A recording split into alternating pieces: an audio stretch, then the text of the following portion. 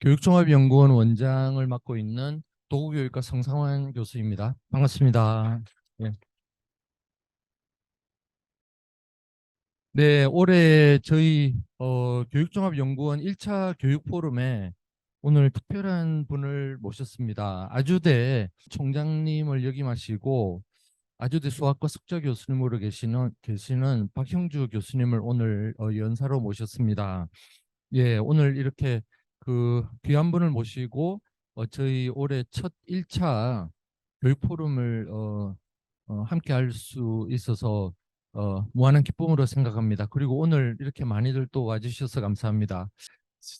오셨어요. 그래서 특별히 강준호 사범대 학장님 이렇게 와주셔서 또 감사드리고 또 많은 또 우리 동료분들께서 이렇게 와주시고 학생분들도 많이 와주셔서 감사드립니다. 예, 어, 오늘 어, 박 교수님께서 디지털 전환의 시대 교육의 변화라는 주제로 말씀을 해주실 텐데요. 간단하게 제가 양력을 소개해드리겠습니다. 어, 박영주 교수님은 서울대 물리학과를 졸업하셨고 이후에 버클리로 가셔서 UC 버클리에서 수학과에서 박사를 마치셨습니다. 95년에 그 이후에 미시간의 오클랜드 대학 그로 그곳에서 교수직을 받으셔서 부교수까지 계시다가 그 다음에 지금 양력을 보니까 고등과학원 계산과학부 교수님으로 또 한국으로 이제 오셨고 그 다음에 국가수리과학연구소가 IBS 소속이죠. 그렇죠. 예, 그 국가수리과학연구소 또 소장님을 역임하셨습니다. 그리고 제가 알기로는 뭐 최초로 이렇게 그 국제수학연맹 집행위원은 뭐 한국 분으로는 최초로 되셨다고 하네요. 예, 대단하십니다. 이후에 아주대 수학과 석좌 교수로 가셔서 또 그곳에서 총장님도 역임하셨습니다. 뭐 많은 연구들이 있으시고 굉장히 그 수학과 교수님이신데 상당히 문과적인 성향도 굉장히 강하시고 말을 너무 잘하세요. 말씀을. 국제적인 활동도 정말로 많이 하셨고 그다음에 우리 기업에 그 그거 뭐라 그러죠? 세계 수학자 대회? 세계 수학자 대회에 이제 한국으로 유치하시고 고 조직위원장을 하셨죠. 조직위원장을 하시고 굉장히 많은 활동을 하셨습니다. 뭐 여러분들 뭐 TV에서도 많이들 만날 수가 어, 있었는데 여러분들도 아마 보셨으리라 믿습니다. 예. 오늘 그 박 교수님께서 귀한 강연 해주시겠습니다. 그리고 한 뭐 50분에서 1시간 정도 하시고 그다음에 이어서 우리 화학교육과의 정대원 교수님께서 지정 토론을 짧게 해주시겠습니다. 예. 그러면은 우리 박형주 교수님을 다 같이 환영하시겠습니다. 네, 제가 생각하는 이제 미래 교육의 키워드는 저는 커넥팅 앤 컬래버레이티브 마인드라고 생각합니다. 그러니까 그러니까 한 분야의 전문가일 뿐 아니라 다른 분야와 이해하고 그 다른 분야에 그래서 일어나는 일들을 팔로우하는 사람, 그리고 그런 것들을 자기 분야의 난제 해결에 사용할 수 있는 사람, 이런 게 제가 생각하는 커넥팅 마인드고요. 그리고 컬래버레이티브 마인드는 그걸 혼자 안 하고 같이 한다. 뭐 이런 뜻이겠는데요. 이게 제가 사실은 이 용어를 좀 바꿨는데요. 이 용어는 제가 며칠 전에 그 예일대학 총장님의 인터뷰 기사를 이제 봤는데요. 신문에 난 거를. 그분이 말한 표현인데 제가 원래 사용하던 표현과 조금 다른데 거의 동등한 내용이더라고요. 그래서 제가 좀 더 이게 이해하기 쉬운 것 같아서 그분 표현으로 바꿨어요. 그래서 마지막 순간에 갑자기 표현을 그분 표현으로 바꿨는데요. 근데 여기서 이제 우리가 질문하죠. 최근에 우리가 가장 큰 이슈 중에 하나가 이제 챗GPT인데요. 이게 교육에는 무슨 의미냐 이런 걸로 우리가 설왕설래하고 있습니다. 근데 그리고 실제로 고민들도 많이 하고 있죠. 지금 작년 말에 나왔으니까 이제 한 4개월 된 것 같은데요. 그 어떤 게 우리나 이제 이 새로운 것들이 출현해서 이 100만 명 사용자를 달성하는데 페이스북이 10개월 걸렸었거든요. 근데 그 10개월도 굉장히 놀라운 기록이라고들 그랬는데 얘는 5일 걸렸습니다. 그러니까 10개월을 5일로 그 100만 명 사용자를 달성하는데 걸린 단축할 정도로 센세이셔널합니다 지금. 그 알파고와 비교하기도 하는데 저는 알파고하고 비교가 안 되게 더 강력한 그 태풍이라고 생각합니다. 그 알파고는 사실 그 바둑이라는 그러니까 이세돌이라는 기사를 이겼다는 게 무슨 의미인지 잘 몰라요 서양 사람들이. 바둑이 뭔지도 잘 모르고 이세돌을 이겼다는 게 그렇게 대단한 거라는 것도 잘 몰라요. 그러니까 이게 뭐 체스랑 바둑이랑 뭐가 그렇게 다르지 뭐 이렇게 생각하는 사람들이라서 그러니까 그 폭풍은 오히려 이제 한국이나 이런 아시아권 또는 그 저 딥마인드가 있는 그 영국 뭐 이 정도에 그쳤다고 볼 수가 있거든요. 다른 나라에서는 그런 게 있다 뭐 있었더라 정도였던 것 같고 지금 챗GPT는 그거하고 비교가 안 되게 강력한 그 태풍인 것 같습니다. 그래서 어떤 의미에서는 초유의 사태일 수도 있겠어요. 그래서 당연히 교육에는 큰 함의를 가질 수밖에 없습니다. 그래서 저희 아마 지금 이미 동시다발적으로 굉장히 많은 이런 토론이 이루어지고 있고 아마 여기 각종 지금 아마 여러 그 학회나 포럼들이 일어나고 있는 것 같고요. 제가 책을 검색해 봤더니 우리나라 우리말로 쓰여진 그런 관련 책도 엄청나게 많더라고요. 그러니까 지금 막 그러니까 이게 지금 몇 달 사이 이렇게 이 정도의 그 저 버즈를 만들어내는 게 정말 가능하구나 뭐 놀라울 정도입니다. 그래서 당연히 이제 심지어는 제가 어떤 분한테 그런 얘기도 들었어요. 과학 교육 해야 되나요? 그거 다 걔한테 물어보면 다 나오는데 뭐 이런 말도 심지어 하더라고요. 근데 실제로 수학 교육이나 과학 교육에서 결국 포인트는 그것들이 사고의 형성에 미치는 영향이잖아요. 그것들을 통해서 논리적으로 생각하고 그 클루를 찾아 나가고 하는 그런 것들을 연습하는 과목인데 그거를 물어보면 답 나오니까 안 해도 되지 뭐 이런 얘기들이 실제로 좀 합니다. 그래서 이게 우리가 교육이라는 측면에서 좀 정리할 필요는 있겠다는 생각이 듭니다.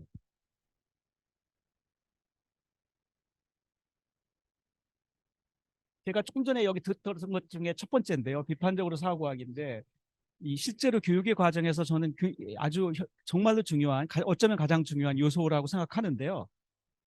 그 제가 자주 보여주는 그 그림입니다. 이게 2005년 그 노벨 물리학상 수상자인 테오도르 헨시 교수가 당시 스톡홀름에서 노벨상 수학 강연을 하면서 보여줬던 슬라이드입니다. 그 57쪽에 있습니다. 그분이 직접 그린 그림인데요. 그 이거를 제가 이제 지난번에 뭐 KBS에서 쌤과 함께라는 프로그램에 제가 뭐 강의를 한 적이 있는데 그때 이 그림을 쓰려고 했더니 이게 뭐 무슨 지적 재산권 뭐 이런 문제가 있어서 쓰면 안 된다고 해가지고 자기들이 그리더라고요 새로. 오늘은 그냥 그냥 제가 아마 큰 문제 없을 걸로 생각돼서 보여드리는데요. 이게 포인트는 뭐냐면은 어미닭인데요. 얘는 애기닭 병아리고요. 저 그 앞에 먹음직스러운 모이가 있어요. 지금 먹으려고 아둥바둥 하고 있는 거예요. 근데 이제 그 앞에 장애물이 있습니다.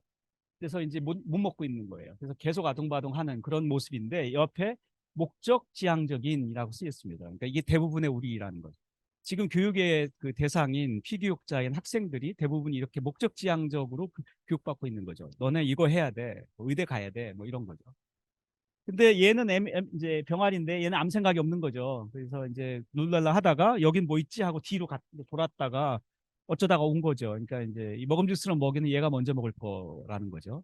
그래서 이분의 아마 포인트는 이 여러 가지 이제 그날 제가 그래서 이 동영상을 찾아봤어요. 그랬더니 강의 동영상을 그랬더니 그분의 의도는 좀 여러 가지였던 것 같긴 한데 일단 이걸 해석한다면 그 목적지향적이 아니고 이런 그 curiosity driven 이런 호기심으로 드라이브 되는 이런 애가 실제로 이제 이 경우에 먹음직스러운 모이는 노벨상일 수도 있겠어요. 그러니까 저 노벨상에 먼저 그러니까 자기가 뭐 평범했던 아이인데 어릴 때부터 그 기라성 같은 그런 주위의 그런 그 똑똑한 아이들을 제치고 먼저 상을 받게 되는 이제 이런 거를 그 표현한 것으로 볼 수도 있고요. 또 그분의 그 말을 들어보면 예를 독일 연구재단도 맨날 이렇게 이렇게 이런 사람들을 리워드하는 그런 시스템으로 운영되고 있는데 그거 다시 생각해 보세요라는 취지로 얘기하더라고요. 그 강연에서는. 근데 교육의 관점에서는 이 병아리는 의심하는 애죠. 저 모임 먹어야 되는데 그거 왜 먹어야 되지? 뭐 아니면 뭐 그거 왜 거기에 이렇게 아둥바둥 해야지? 이렇게 의심하는 아이, 회의하는 사람이죠. 그리고 그 저런 저거 우리 가야 돼. 이제 저 어미닭은 의심하지 않고 그냥 그 매달리는데 의심하고 회의하고 비판적으로 사고하는 이제 아이인데 실제로 모의에는 먼저 간다. 뭐 이런 얘기 같은데요. 그래서 그 교육에서 그 저런 애티튜드의 중요성은 뭐 다시 강조해도 아무리 강조해도 부족하지 않은 것 같습니다. 이 챗GPT인데요. 저도 최근에 이제 이거에 굉장히 많은 이게 교육에 어떤 의미일까에 대한 굉장히 이게 이제 화두 같아서 여러 가지 실험들을 좀 많이 하고 있거든요. 이게 지난주에 한 거니까 가장 최신 아마 챗GPT일 겁니다. 거짓말 여전히 하고 있습니다. 그 제가 지금 이제 한 7년 만에 처음 이번에 학부 강의를 하고 있는데요. 학부 3학년 전공 필수 과목을 하고 있는데 수학에서 현대대수라는 거기서 학생들한테 챗GPT를 좀 쓰도록 제가 이제 거의 강요하고 있어요. 그 의무화해서 뭐 숙제도 쓰라고 그러고 있는데 그 이건 뭐냐면은 그이 임의의 자연수가 있으면은 자연수 두 개는 이제 최대 공약수라는 게 있잖아요. 이 두 개를 다 나누면은 제일 큰 수, 그 최대 공약수인데 이 최대 공약수는 항상 원래 이 두 수의 선형결합으로 쓸 수 있다. 이건 잘 알려진 사실이거든요. 유클리드 이제 알고리즘을 쓰면 이거 잘 알려진 사실이라서 제가 근데 이 두 개 317은 사실 소수니까 당연히 이 두 개의 최대 공약수 이래요. 그러니까 이를 이 두 개의 선형결합으로 표현해봐라. 당연히 표현할 수 있는 거거든요. 그랬더니 얘가 안 된다는 거예요. 거짓말. 안 된다 이렇게 답을 해요. 지난주에 답했어요. 그래서 이 바보 거짓말인데 그래가지고 제가 그래서 이제 그러면은 야 이런 알고리즘을 써봐 그래가지고 제가 익스텐디드 유클리드 알고리즘을 써봐라고 이제 제가 얘를 가르치기 시작했습니다.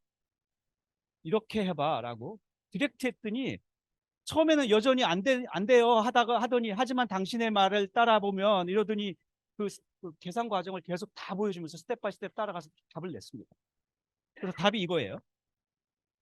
그러니까 이거는 물론 하나의 그냥 아직은 버그일 수도 있고 여러 가지 요소가 있지만 포인트는 이런 걸 하면서 제가 받았던 느낌은 마치 이게 소크라테스식 문답법 이런 건가 이런 생각이 들었어요. 그러니까 그 학생을 어떤 문답을 통해서 어떤 그 깨달음에 다다르게 하는 그런 그 교사의 역할 같은 느낌이었거든요. 제가 교사가 돼서 얘를 가리키는 거죠. 그래서 우리가 이 챗GPT라는 거가 답을 내는 기계로 그냥 블랙박스로 간주할 게 아니라 얘와의 문답을 통해서 나도 이해 정도가 높아가고 그리고 얘를 그러니까 이런 것들을 제가 경험하면서 이제 받은 느낌은 결국 이런 그 챗GPT 같은 이러한 그 생성 AI가 교육에서 거대한 가능성을 갖고 있지만 기본적으로 우리가 그 교육에서 가장 중요한 건 이것들의 비판적 활용을 가르쳐야 한다. 그러니까 무조건 맹신하지도 말고 그리고 그것들을 어떻게 활용할지. 그러니까 이 경우에는 사실은 제가 이제 최근에 코딩도 많이 이걸로 해봤어요. 뭐 매스메티카 코딩도 해보고 파이썬 코딩도 이걸로. 얘는 프로그래밍 언어를 정말로 많이 알고 있어서 제가 지정하는 언어로 그냥 순식간에 만들어주는데 정말로 잘 만들고 사람보다 훨씬 잘 만들고 그래서 코딩으로 이 생성 AI와 경쟁하는 것은 무모합니다. 그러니까 저는 그냥 그 경쟁을 포기하는 게 좋겠다고 생각해요. 그러니까 당연히 인간보다 훨씬 잘하고 일종의 번역 과정이기 때문에 알고리즘을 이 컴퓨터 언어로 번역하는 것이거든요. 그러니까 번역은 아시다시피 이런 자연어 처리에 해당하기 때문에 자연어 처리를 위해서 만들어진 시스템인데 당연히 더 잘하겠죠. 그래서 저는 미래의 AI 교육이 이러한 그 기계한테 질 수밖에 없는 코딩 교육을 더구나 모듈 개발자로 만들 것도 아니면서 하는 게 아니라 어떤 저의 경우에는 이런 알고리즘을 써봐라고 가르쳐 줬잖아요. 그러니까 그 알고리즘을 쓰면 된다라는 사실을 제가 알고 있기 때문에 가르칠 수가 있었거든요. 저는 오히려 그래서 어떠한 방식으로 문제의 답에 다다를 수 있는지를 제가 큰 기획을 할 수 있어야 하고 그 기획을 가지고 알고리즘을 제가 보여주면서 이렇게 해보라고 가르쳐주면 아주 저의 가장 강력한 조수가 되는 거죠. 어시스턴트가 되는 거죠. 그런 것들을 이제 제가 이것들을 추하하면서 이제 생각해내고요. 냈고요. 그래서 저는 가장 중요한 거는 기존의 핵심 교과들, 이 코어 커리큘럼에 이런 것들이 녹여내는 게 중요하지. 이런 것들이 생길 때마다 우리 이제 생성 AI 과목 만들자 이제 초중고에 이 무모하잖아요. 그러니까 결국 제로섬 게임인데 그럼 어딘가를 뭔가를 줄여야 할 텐데 이제 그런 것을 무한히 계속 앞으로도 계속 새로운 것들이 세상에 나올 때마다 그럴 수는 없잖아요. 결국은 기존의 것들에 이건 새로운 것들을 어떻게 녹여낼 것인가를 고민하는 게 우리 교육자들이 해야 될 일이 아닐까 이런 생각이 들었고요.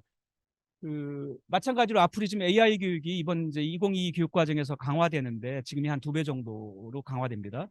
근데 그런 강화되는 과정에서도 이걸 별도의 새로운 신생 과목 그리고 새로운 교사가 가르치는 새로운 신생 과목 게다가 입시 과목 뭐 이런 게 아니라 기존의 과목들이 이것이 그 심리스하게 녹여놔서 그 오히려 그것 내추럴라이즈 되고 그 자기의 친한 친구가 되도록 아이 만들어주는 게 결국은 이제 지금 포인트일 것 같다 이런 생각입니다. 실제로 이 챗GPT를 쓰면서 이런 생각이 제가 더 분명해진 것 같아요. 그러니까 제가 여기 예를 든 것처럼 뭐 중학생한테 화학에 관계된 실험하면서 실험 데이터를 챗GPT를 활용해서 코딩으로 분석해서 제출하라는 거 충분히 할 수 있거든요. 요즘 아이들은 그 꼭 코딩을 몰라도. 그리고 이런 과정에서 이제 코딩이라는 게 그 중에서 이거 재밌다 해서 그게 더 관심 있는 학생들은 그 길로 더 갈고 별도의 이제 코딩 전문가가 될 수도 있겠고 그렇지만 모든 학생들이 코딩 전문가가 될 필요는 이제는 정말 없는 시대인 것 같습니다.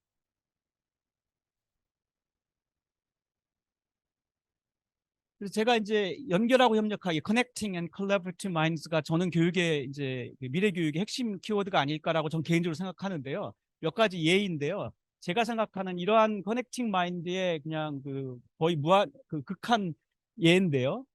이 테렌스 타운은 몇 년 전에 그 기네스북에 그 현재 지구상에 존재하는 인간들 중에 가장 IQ가 높은 사람으로 기록되었던 사람입니다. 근데 그 이분이 수학자인데요. 지금 UCLA 교수이고 24살에 UCLA 정교수가 됐는데 그게 역사상 최연소 UCLA 정교수 기록이고 아직도 그 기록이 유효합니다. 그러니까 뭐 그런 사람인데요. 그리고 31살에 필드상을 받았습니다. 그러니까 뭐 지금 지구상에서 가장 최고의 수학자 몇 사람 중에 하나인 건 분명합니다. 근데 이 사람이 프린스턴을 다녔는데요. 프린스턴 대학원 시절에 별명이 미스터 픽스이셨어요. 그러니까 해결사. 아무 문제나 얘한테 가져가면 다 해결된다고.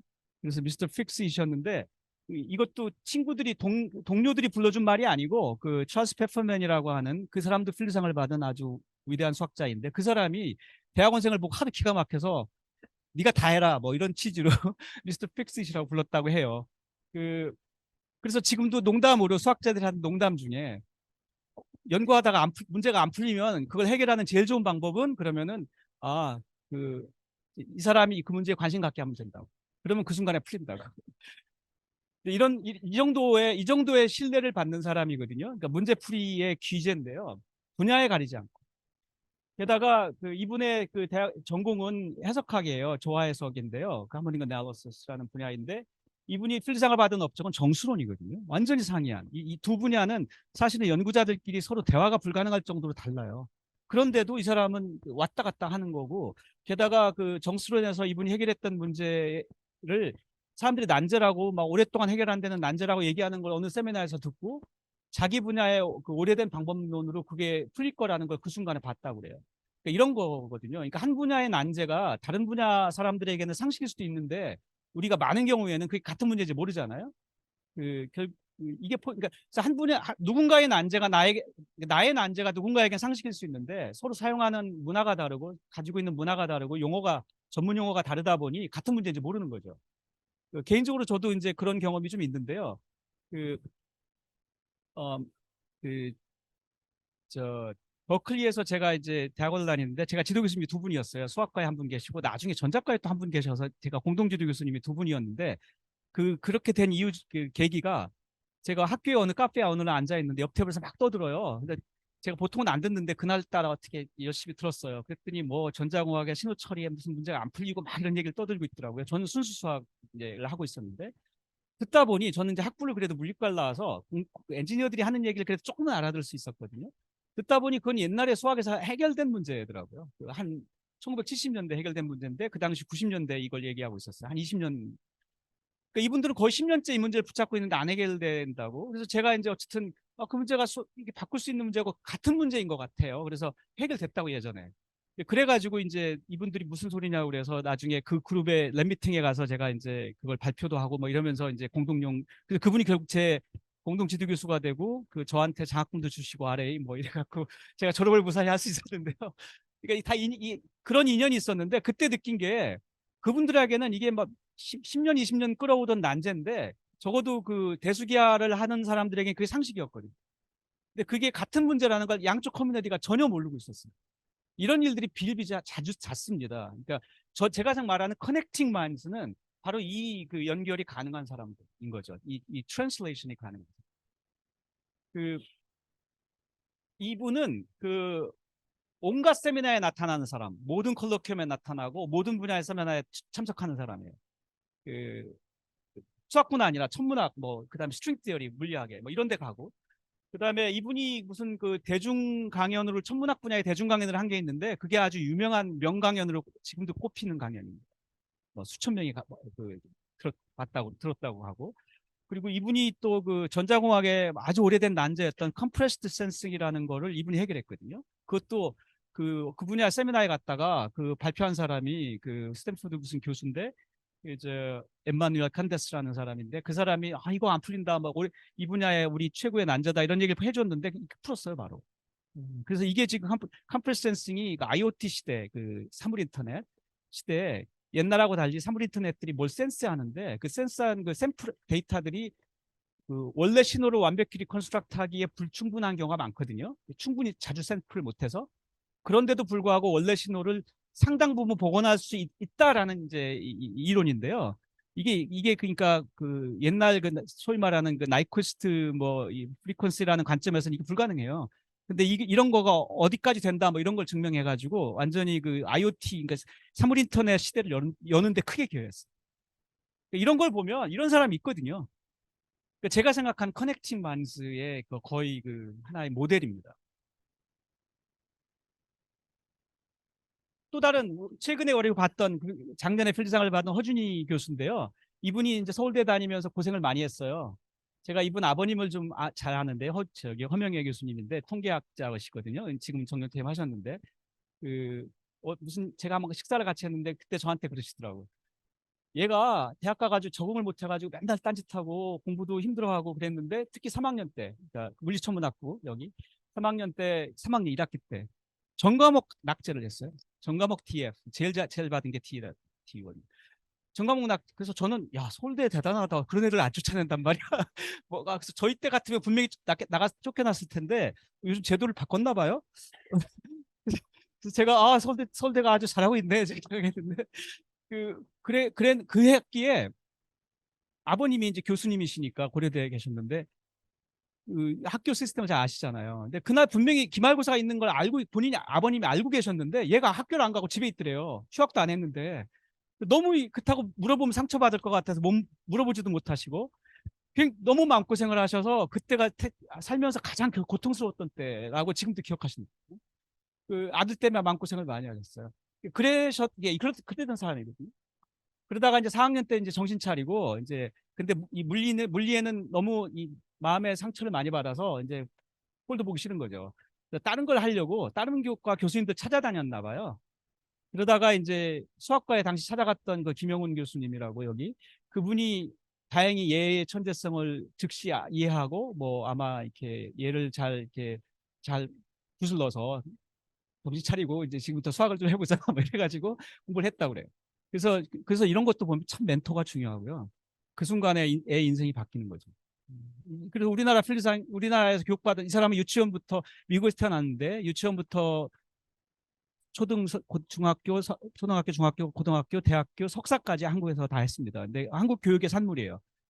그 그러니까 한국 교육이 우리가 항상 왜 비판하는 것 중에 하나가 이런 창의적이고 막 이런 사람들 못 길러내고 막 이런 얘기 많이 하는데, 저는 한국 교육의 그 가능성을 입증했다고 생각해요. 그 여러 우여곡절은 있었지만.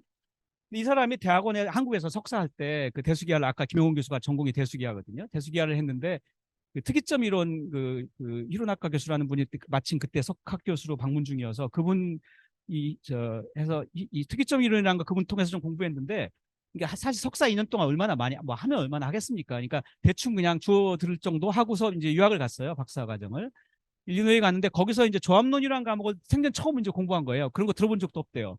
처음 했는데 거기서 막 몇십 년 된 안 풀리는 난제 얘기를 막 이제 처음 들은 거예요. 근데 거기서 이상한 수들의 패턴이 나오는데, 보니까 수들의 패턴이 어떤 수들이 증가하다가 감소하는데, 이게 증가하다가 감소하지, 증가하다 감소하다 다시 증가하고 감소하다 이런 게 없다는 거예요. 항상 증가하다 감소, 이런 거 보고 로그 컨케이브 하다 그래요. 이렇게 로그리트믹 컨케이브리, 그러니까 로그 컨케이브 하다 그래요. 증가하다가 감소만 하지 중간에 다시 올라가고 이런 거 없다. 어떤 수들의 패턴이 이런 종류를 갖는 게 자연현상에서 많이 나오거든요. 근데 이 경우에도 비슷한 패턴이 나오는데 왜 그런 패턴이 나타나는지, 왜 다시 안 올라가는지, 이게 그 안 풀리는 난제였던 거예요. 그 종합론에.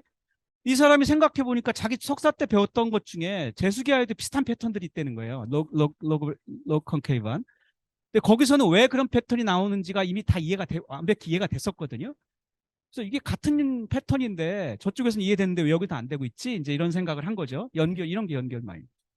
그래서 이제 이게 그러면 혹시 이 두 문제가 비슷한 문제인가? 이제 완전히 다른 용어로 표현되고 있지만, 그래서 결국은 이 사람이 그 조합론의 문제를 대수기하의 문제로 변환하는 데 성공해요. 그 박사 1년차 때. 용어를 좀 바꾸고 이랬더니 같은 문제더라. 근데 여기서는 이미 다 설명이 돼 있잖아요. 그러니까 증명이 된 거예요. 그러니까 그래서 몇십 년 된 리드 컨젝처라는 게 풀렸어요. 바로. 그 단지 문제를 리포뮬레이트 함으로. 이쪽의 난제가 저쪽에서 상식이었던 또 다른 이해인데요. 그래갖고는 그게 지금도 기억나요. 제가 2010년인데요. 한국 대학원생이 박사 1년 차가 뭐 몇십 년 된 난제를 풀었대더라. 그래서 한국 수학계가 한번 들썩인 적이 있었어요. 그게 지금도 제가 기억나요. 그래가지고 그 당시에 한국에 와서 뭐 서울대 그 당시 제가 포스텍 교수였거든요. 포스텍에도 와가지고 그 당시 우리가 박사 1년 차한테 컬러키언 강연 잘 안 시키는데, 예, 그때 시켰어. 이게 워낙 유명한. 미국에서도 하버드, MIT 막 이런 데 가서 컬러키움 강연하고 대학원 1년 차가 컬러키움 강연하는 경우는 거의 사실 없죠. 네. 근데 그 정도 센세이션을 일으켰거든요. 그러고 나서 쭉 계속 이제 그러한 방법론으로 그 완전히 대수기하를 사용하는 조합론의 새로운 분야를 열었습니다. 그래가지고 그거 보고 이제 그래서 이제 그 우상수학적인 조합론 뭐 이런 아예 새로운 분야를 열었어요. 그 정확하게는 토포로지컬 이제 그러니까 알지브레이크 하치 티어리라고 하는, 아니 컴비나토리얼 하치 티어리라고 하는 조합론적인 하치 티어리라는 걸 아예 새로운 분야를 열어서, 이 사람은 그동안 나온 많은 그 필리상 수상자 중에 한 명이 아니고, 저는 지난 한 2, 30년 동안에 나왔던 필리상 수상자들 중에 거의 완탑이라고 생각합니다. 업적 수준이. 왜냐하면 이게 앞으로도 그 가능성이 무궁무진하고, 그래서 실제로 많은 수학자들이 그렇게 생각합니다. 단지 한국 교육의 산물이라서 뭐 제가 소개하는 게 아니고, 이게 정말로 훌륭한 업적이고, 앞으로도 굉장한 포텐셜을 가지고 있고, 이러한 방법론의 강력함이, 그리고 그뿐만 아니라 여러 분야를 연결함으로써 성공하는 것의 사례를 보여주고 있거든요. 자, 그래서 제가 지금 말한 거는 결국은 이제 포인트는 이겁니다. 연결하고 협력하기가 이러한 방식으로 사고하는 인간들을 배출하면 이런 인간들이 나온다. 이런 것이죠. 또 다른 사례인데요. 이건 그냥 시간이 없어서 좀 빨리 가겠습니다. 이 사람은 제가 이분을 개인적으로는 모르는데요. 란 페르큐, 사진 얼굴이 잘 안 보이네요. 란 페르큐라는 분인데 UCLA 응용수학 박사를 학위를 받았는데요. 제가 이분은 개인적으로 잘 몰라요. 근데 이분의 지도 교수가 스탠리 어셔라고, 제가 지도 교수 잘 알아요. 한국에도 자주 오셨고, 여러 번 오셨고. 근데 이제 이분이 이제 말에 의하면 박사과정 할 때 UCLA가 헐리우드 옆이잖아요. 하라는 공부는 안 하고 이 인간이 툭 하면 헐리우드 가서 뭐 영화 배우들 만나고 그러고 있더래요. 그래가지고 너무 이제 쟤는 뭐가 되려고 저러나 이제 그랬다는 거예요. 그랬는데 얘가 그렇게 유명해지고 뭐 이러더라. 세상 참 모른다. 이런 말을 제가 이제 하시더라고요. 그래서 그러니까 그래서 학생들 학점 나쁘다고 너무 구박하면 안 돼요. 그 뭐가 될지 몰라요. 근데 이제 그런 또 다른 사례인데, 이분이 뭐 했냐면 나중에 본인 양쪽 얘기 다 들어봐야 되는 게, 지도 교수는 그렇게 얘기하는데 본인 얘기를 들어보면 뭐라고 하냐면, 자기는 이제 영화를 원래 좋아했고 이제 수학자 이제로서 박사과정 다니고 있었는데, 그래서 영화 산업에서는 그래서 이제 헐리우드에 자주 가서 사람들이랑 얘기하면서 어느 날 이 같이 앉은 사람들한테 물어봤대요. 헐리우드에서 지금 해결해야 되는 난제가 뭐가 있냐? 뭐가 지금 지금 당신들한테 챌린지냐? 그때 같이 있던 사람들 중에 뭐 영화 배우도 있었겠지만 그 중에 어느 감독이 있었는데, 그 감독이 그러더래요. 이것 좀 해결했으면 좋겠다. 이거는 캐리비아의 해적에 있는 장면인데요. 이런 장면, 막 파도가 넘치고 이런 거를 이거를 예를 들어서 뭐 카메라 바닥에다 갖다 놓고 막 한 1년쯤 주구장창 기다리다가 재수없게 찍어도 나중에 영화로 만들어 놓으면 생동감이 안 나온대요. 이상하다 그러더라고요. 그 생동감이 안 나온대. 그 다음에 이거를 우리 보통 하듯이 이제 CAD로 컴퓨터 그래픽스로 그러면 이제 하면 보통 그렇게 하는데, 그렇게 해도 우리가 실제 가서 볼 때의 그 경이로움 같은 느낌이 안 난다. 그래서 뭐가 미싱인데, 뭔가 3% 부족인데, 이걸 어떻게 어떻게든지 해결했으면 좋겠다. 이제 이런 얘기를 들었대요. 이 사람이 들으면서 내 전공이 그건데, 이렇게 생각했답니다. 그러니까 그 순간 자기의 하던 일과의 연결성을 찾은 거죠. 그래서 이 사람은 그 수학과 헐리우드를 연결한 사람이 이제 됐는데요. 이 사람은 어떻게 얘기를 했냐면은, 이런 뭐 물이나 기름이나 이런 것들이 움직임을 다루는 분야가 있어요. 그게 이제 그 유체역학이라고 해요. 뭐 수학의 한 분야이기도 하고 물리학의 한 분야이기도 하고, 뭐 요즘은 항공우주공학 뭐 이런 거의 분야이기도 하죠. 뭐 기계공학의 분야이기도 하고. 근데 이게 이제 유체의 움직임을 다루는데요. 물이나 기름이나. 그러니까 그 유체역학의 기본 방정식이 요거예요. 나비어-스톡스 방정식. 기억하지 마세요. 머리만 괜히 좌절감 만듭니다. 저거 굉장히 어려운 방정식이고요. 저거를 엄격하게 어떻게 푸는지 아직도 알려져 있지 않아요. 그 클로즈 폼 솔루션 없고요. 그냥 수치적으로 근사에만 우리가 구하는 정도인데, 이걸 가지고 이거에 지금 초기적 지금 뭐 현재 바람 방향 뭐 이런 거 다 집어넣어 가지고 수치적으로 풀 수 있거든요. 풀면은 얘가 0.1초 후에 지금 모양이 이런데 0.1초 후에 모양이 어떻게 바뀔지, 0.2초 어떻게 바뀔지를 예상할 수 있어요. 화면에 0.1초, 0.1초 화면에 쫙 뿌린 거예요. 그렇게 만들었는데, 그랬더니 진짜 가서 보는 것 같은 그 경이로움이 나오더라고요. 그 생동감이. 그러니까 이게 왜 그럴까? 사람들이 지금 요즘 어떻게 설명하냐면, 우리의 그 신체 감각기관은, 눈은 우리의 이런 촉감은 이 피직스에 최적화되어 있거든요. 그러니까 지금 요즘은 운석이 떨어지는 장면을 옛날 그 컴퓨터 그래픽스로 만들지 않고, 그 중력 방정식을 적용해서 지금 질량과 초기 속도 이런 걸 다 넣어준 다음에, 그 다음에 중력 방정식 풀어서 얘의 궤도를 예측해서 뿌려요. 지금 요즘 영화는 그렇게 만들거든요. 이렇게 만들면 진짜 떨어지는 것 같아요. 그러니까 왜냐하면 우리의 감각기관이 이 자연계를 가번하는 그 물리학적인 법칙들에 최적화되어 있기 때문에. 여기도 똑같이 그랬다는 거예요. 그거를 이제 깨달은 거죠. 그걸 그동안 헐리우드 사람들이 몰랐던 거예요. 왜 그 생동감이 안 나오지? 이제 질문했는데, 이 사람은 답을 한 거죠. 당신들이 피직스 안 써서 그래. 이렇게. 그래갖고 지금 그 캐리비아 해적 지금 5편인가 6편 나왔는데요. 한번 뒤에 찾아보세요. 뒤에 영화 마지막 엔딩 롤에 보면 사이언티픽 어드바이저 런 페드큐 지금 나와요. 이 사람은 공익임선달인데요. 엄청 유명해졌어요. 왜냐면은 백만장자가 됐어요. 이 헐리우드 스튜디오들에 이거 팔아가지고, 그 소프트웨어 팔아가지고, 게다가 뭐 세계적인 대학의 스탠퍼드의 교수가 됐고, 거기다가 뭐 백만장자가 됐지. 게다가 아카데미상을 2번 받았어요. 아주 뭐 돈과 명예를 다 받았는데, 근데 제가 그 수학자로서 말한다면 한 게 뭐지? 아니 나비역스토스 방식 옛날부터 다 알고 있었고, 수치적으로 어떻게 푼지 다 알고 있었고, 그냥 푼 거거든요. 그래가지고 뿌리는 거 다 알고 있었던 건데, 저 사람이 한 게 뭐야? 아무 한 게 없잖아요. 그러니까 그래서 봉익임선다. 근데 한 게 있죠. 저거를 아무도 영화에 쓸 생각 안 했거든요. 헐리우드. 그 연결성을 본 게 그러니까 어떤 경우에는 연결성을 보는 것만으로도 혁신을 만들어내요. 제가 생각한 커넥팅 마인드. 컬래버리티브 마인드의 예인데요. 제가 시간이 없어서 좀 빠르게 가겠습니다. 그 성공 사례들이 있고요. 애들을 협력시켰더니 그 그런 이 문제를 해결하는 인간들이 되더라. 뭐 이런 사례입니다. 프랑스 에콜 42. 이거 한국에도 좀 알려진 사례입니다. 그, 근데 이런 사례를 보면, 혼자서만 시키면은 그 중에 천재들, 그러니까 개발의 천재 뭐 이런 그 사람들은 잘 크겠지만, 그렇지 않은 사람들은 낙오되잖아요. 근데 이 에콜 42의 사례에서는 같이 시켰더니 걔네들이 결국은 다 일정 이상의 성취를 이루더라. 이런 이제 실험이거든요. 지금도 잘 나가고 있고. 이런 걸 보면 같이 하는 거, 컬래버리티브 마인드들이 이제는 그 교육에 그 중요한 화두가 되어야 되는 것 같아요. 실제 이 성공 사례를 보면 가능한 것 같고요.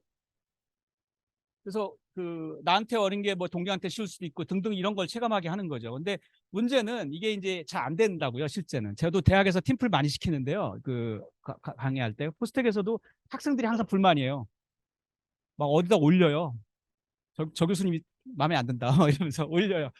그래서 이제 찾아와서, 요즘 애들은 또 굉장히 직설적이기 때문에 와서 항의도 해요. 근데 항의의 요지는 뭐냐면, 아니 나는 이거 죽어라고 하고 정말 밤새워서 해가지고 딱 했는데, 쟤는 놀고 펑펑 놀고 아무것도 안 했는데 학점은 똑같이 받고 너무 억울하다. 불공정하다. 요즘 아이들한테 공정함이 중요한 가치거든요. 그러니까 공정하지 않죠. 듣고 보면 그 말 맞아요. 그래서 이걸 어떻게 대응하지? 제가 이때 고민. 삼성전자인가에 가서 어느 임원대상 강연을 한 적이 있는데 그때 이 얘기를 했어요. 이걸 어떻게 해야 될지 모르겠다. 애들이 막 와서 불공정성 이런 얘기하고 이거 안 하려고 한다고. 그 그랬더니 그 중에 어느 부사장님이었던 것 같은데 저한테 그러더라고요. 타임스케일의 문제다. 6개월 놓고 보면 계약성 말이 맞는데 한 5년 놓고 보면 걔네들이 결국 졸업하고 어딘가에 가서 일할 텐데 그런 그 협력의 연습을 한 애들, 그걸 성실하게 잘하는 애들은 그 경험과 거기서 얻은 노하우를 가지고 가서 잘할 거다. 요즘은 다, 왜냐면 다 팀으로 하니까. 그 미리 해본 거니까.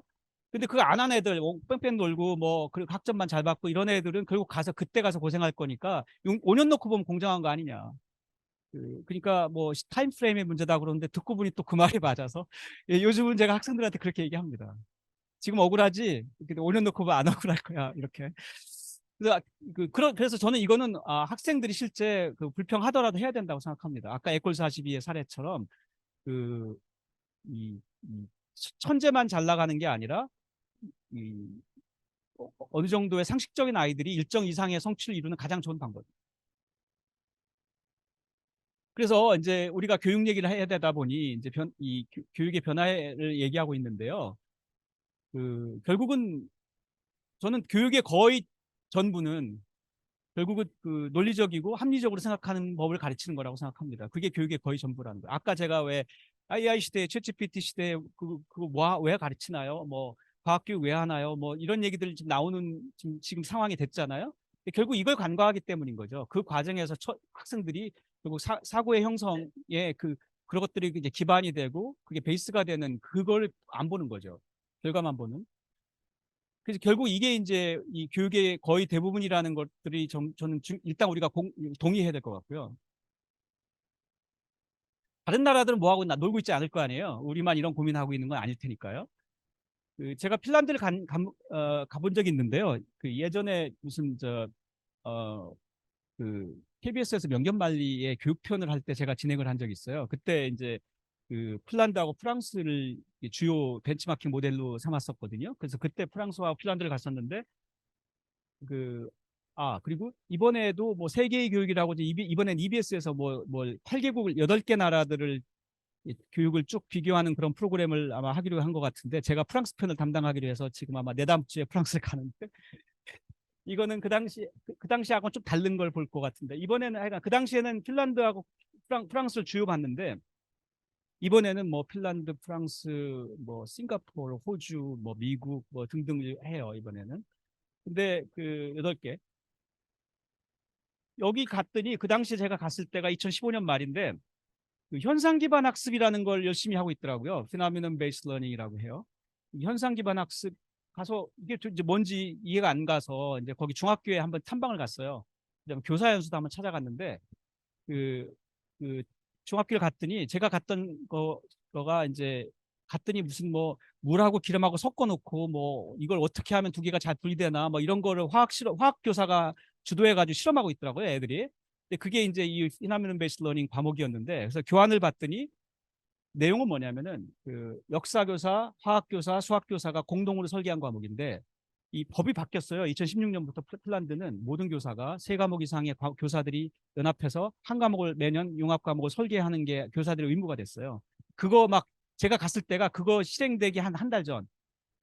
이제 그동안 3년 동안 헬싱키에서 시범 사업 했고 이제 전체 국가로 이제 커지는 단계였는데 그때 이제 뭐 가지고 나라가 난리가 난 거예요. 교사들이 안 해봤잖아요. 안 해봐가지고 이게 뭐냐 막 이러고 이제 완전히 멘붕. 그래 그다음에 이 분야의 자기가 전문가인데 다른 분야의 교사들과 협력한다는 게 생소하고 불편하잖아요. 그런 것들이 막 섞여서 막 불평이 많더라고요. 가서 얘기 들으니까 도대체 인간들이 미쳤다. 왜 이런 걸 시키냐 막 이러고 그러더라고요. 이런 종류의 분야 간의 협력이 힘든 건 어디나 똑같더라고요. 여기도 또 그랬는데 가서 봤어요. 아니 그래서 이 세 과목 화학교사, 역사교사, 수학교사가 뭘 협력하지? 이제 교환을 봤더니 저기더라고요. 이게 핀란드 해변가에 유조선이 좌초했다. 현상을 하나 줘요. 자, 이거 어떻게 해결할 거냐? 이게 이제 그 과목 한 학기 동안에 하는 건데, 그랬더니 첫 3주간은 이제 역사교사가 이제 수업을 했는데, 가지고 역사상 비슷한 사례들 다 조사하는 거예요. 뒤지고. 그래가지고 이런 거를 이제 하고 있었고, 그다음 제가 갔을 때 화학 교사가 하고 있었는데, 그때는 아까 그런 그 실험 같은 걸 통해서 어떻게 뭐 하나 이런 걸 하고 있고, 뒤쪽에 수학 교사가 할 때는 뭐 이 각 정부들이 어떻게 대처했을 거 아니에요. 그런 방법들을 빅데이터 분석을 통해서 어떤 방식이 가장 효과적이었나, 뭐 국민들을 안정시키는데 어떤 게 기여했고, 뭐 이런 것들을 이제 그 데이터 분석을 하는 이제 기종은 섹션이더라고요. 이런 거를 이제 이렇게 이게 한 현상, 왜냐면은 우리가 학교를 졸업하고 학생들이 살아가는 사회에서, 자기 직장에서 학생들이 다뤄야 되는 문제들은 보통 한 과목의 문제가 아니잖아요. 여러 과목의 그 일들이 섞여 있을 테니까, 그럼 그러한 종류의 컴플렉스한 프로블럼들이니까 여러 과목이 같이 거기에 관여해야 될 거 아니에요. 그걸 미리 이제 해보는 거더라고요. 이 현상 기반 학습이라는 게. 그러니까 우리가 말하는 게 핀란드식 융합 교육인 것 같아요. 그래서 현상 기반이라는 게 굉장히 생소했고, 저한테. 그다음에 그 교사들이 막 그거에 분개하면서 그 항의하는 것도 보니까 굉장히 또 나름대로 새로웠고 그랬어요. 그래서 아, 여기도 똑같네, 뭐 이런 느낌. 그래서 이 그걸 보면서 이제 느끼는 건데요. 그 사람들 왜 제가 그래서 그 당시에 그 핀란드 교육위원장, 그 교육위원회, 핀란드 교육위원장을 거기서 인터뷰를 했어요. 그래서 그때 물어봤어요. 이거 왜 하냐? 제가 가서 수업 시간에 교환도 보고 가서 봤더니 수준도 굉장히 낮고, 학생들이 그걸 통해서 시간 보내고 놀지 무슨 특별히 뭘 배우는 것 같지 않더라. 이게 교육의 수준이 그렇게 높아 보이지 않던데, 이런 거를 꼭 별도 이렇게 과목으로 이렇게 제공할 필요가 있는 거냐, 이런 질문을 했어요. 실제로 우리가 체험학습 같은 것도 비슷한 얘기 하잖아요. 야, 학생들이 배우는 게 없다고. 물어봤더니 그분 말이, 그 말 맞대. 이게 학생들이 배우는 것도 별로 없고, 그렇게 그 말 맞는데, 대신에 그 다음 학기에 화학 수업에서, 아니면 수학 수업에서, 아니면 역사 수업에서 이거 왜 배워요, 이런 얘기 안 한대요, 애들이. 어디다 쓰는지 알았거든. 그러니까 이제 오히려 그런 모티베이션을 주는 측면이 더 자기들은 더 이제 중요하다고 생각한다, 뭐 이런 얘기를 했어요. 그래서 우리 교육에서 그런 모티베이션을 주는 그런 과목이 없거든요. 그러니까 거기는 그걸 별도의 과목으로 그러니까 제공하고 있다는 생각이 들었어요. 그게 약간 핀란드식. 그래서 그 세상의 복잡도가, 새로운 에리아들이, 이머징 에리아들이 나올 때마다 우리가 이번에 AI 뭐 해가지고 또 새로운 과목 만들고, 이게 지속 가능하지 않잖아요. 계속 새로운 게 나올 텐데, 그럴 때마다 과목을 계속 붙여나갈 수는 없잖아요.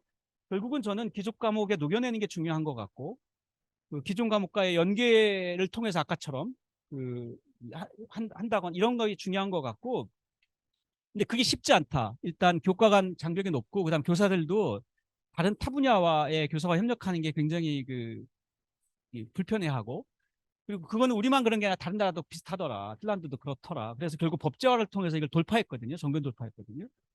그래서 이 저는 이제 지금 당장에 우리가 이제 AI 교육이 우리 이제 곧 다가올 이제 중요한 주제인 것 같은데요.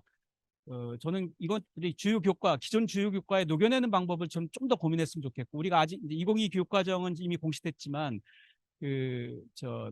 저기는 이제 교과서 만들고 뭐 이런 이제 과정들이 남았기 때문에, 그런 과정에서 이게 지금 중요한 이제 이거를 염두에 두고 각 과목들에서 적어도 한 섹션은 예를 들어서 뭐 AI를 활용해서 뭐 실험 보고서를 내게 한다거나, 뭐 이런 것들을, 심지어는 언어 과목에서도 그런 자동 번역 같은 것들을 통해서 학생들이 뭔가를 경험해 보게 하고, 자기가 번역한 거에 비교해 보게 한다든지 하는 그런 것들을 충분히 해볼 수 있을 것 같거든요. 그런 워크숍들을. 이런 것들이 이제 지금 각 교과별로 노력을 하셔야 될 것 같아요. 지금 이제 남은 단계가, 다음 2022 교과정이 실제 구현될 때 현장에서. 또 다른 나라가 에스토니아인데요. 우리가 보통 이 나라도 이제 혁신의 나라인데, 그 핀란드와 에스토니아는 둘 다 자주 제도를 바꾸는 나라예요. 새로운 시도를 많이 하는 나라고. 다 그렇지 않아요. 예를 들어서 프랑스는 완전히 또 반대 모델. 프랑스는 전통의 나라거든요. 안 바꾸는 나라. 핀란드는 정신없이 바꾸는 나라고, 프랑스는 아주 죽도록 안 바꾸는 나라. 바칼로리아 제도가 프랑스 교육의 상징인데요. 평가 제도의 상징인데, 이게 나폴레옹 때 만든 제도거든요. 200년 넘었어요. 물론 미세 조정은 했지만 기본적인 큰 틀은 200년 넘게 유지하고 있거든요. 그러니까 프랑스도 참 대단한 나라예요. 그러니까 아직 어떻게 저렇게 지긋지긋하게 또 오랫동안 저걸 쓰나 싶을 정도로. 이 두 개를 비교해 보는 건 이제 재밌습니다.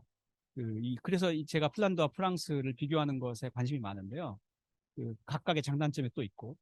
근데 이 에스토니아는 작은 나라고 그러다 보니 이 프랑스식이 안 통해요. 그랬다간 망하거든요. 핀란드도 옛날 자주 안 바꾸고 혁신을 안 하다가 노키아 사태가 나서 노키아 망했잖아요. 자기네 1000년 동안 먹여 살릴 거라고 그랬거든요. 그 전에 핀란드에서. 그런데 그 망하는 거 자기들 세대에서 망하는 걸 봤거든요. 그러니까 이 사람들이 그래서 핀란드 교육위원장한테 물어봤더니 왜 이렇게 자주 바꾸냐 그랬더니 정신없이 그랬더니 노키아의 그런 이 패망을 사람들이 보면서 혁신 마인드가 생긴 것 같다고 안 바꾸면 망한다는 그런 생각 DNA가 생긴 것 같다고 이런 말을 하더라고요 사석에서. 그래서 그럴 수도 있겠구나 이런 생각이 들었어요. 그래서 문화적인 이유가 있는 거예요. 이게 각 나라마다 다른 교육에 대한 다른 관점을 갖는 어떤 이유가 있는 거죠.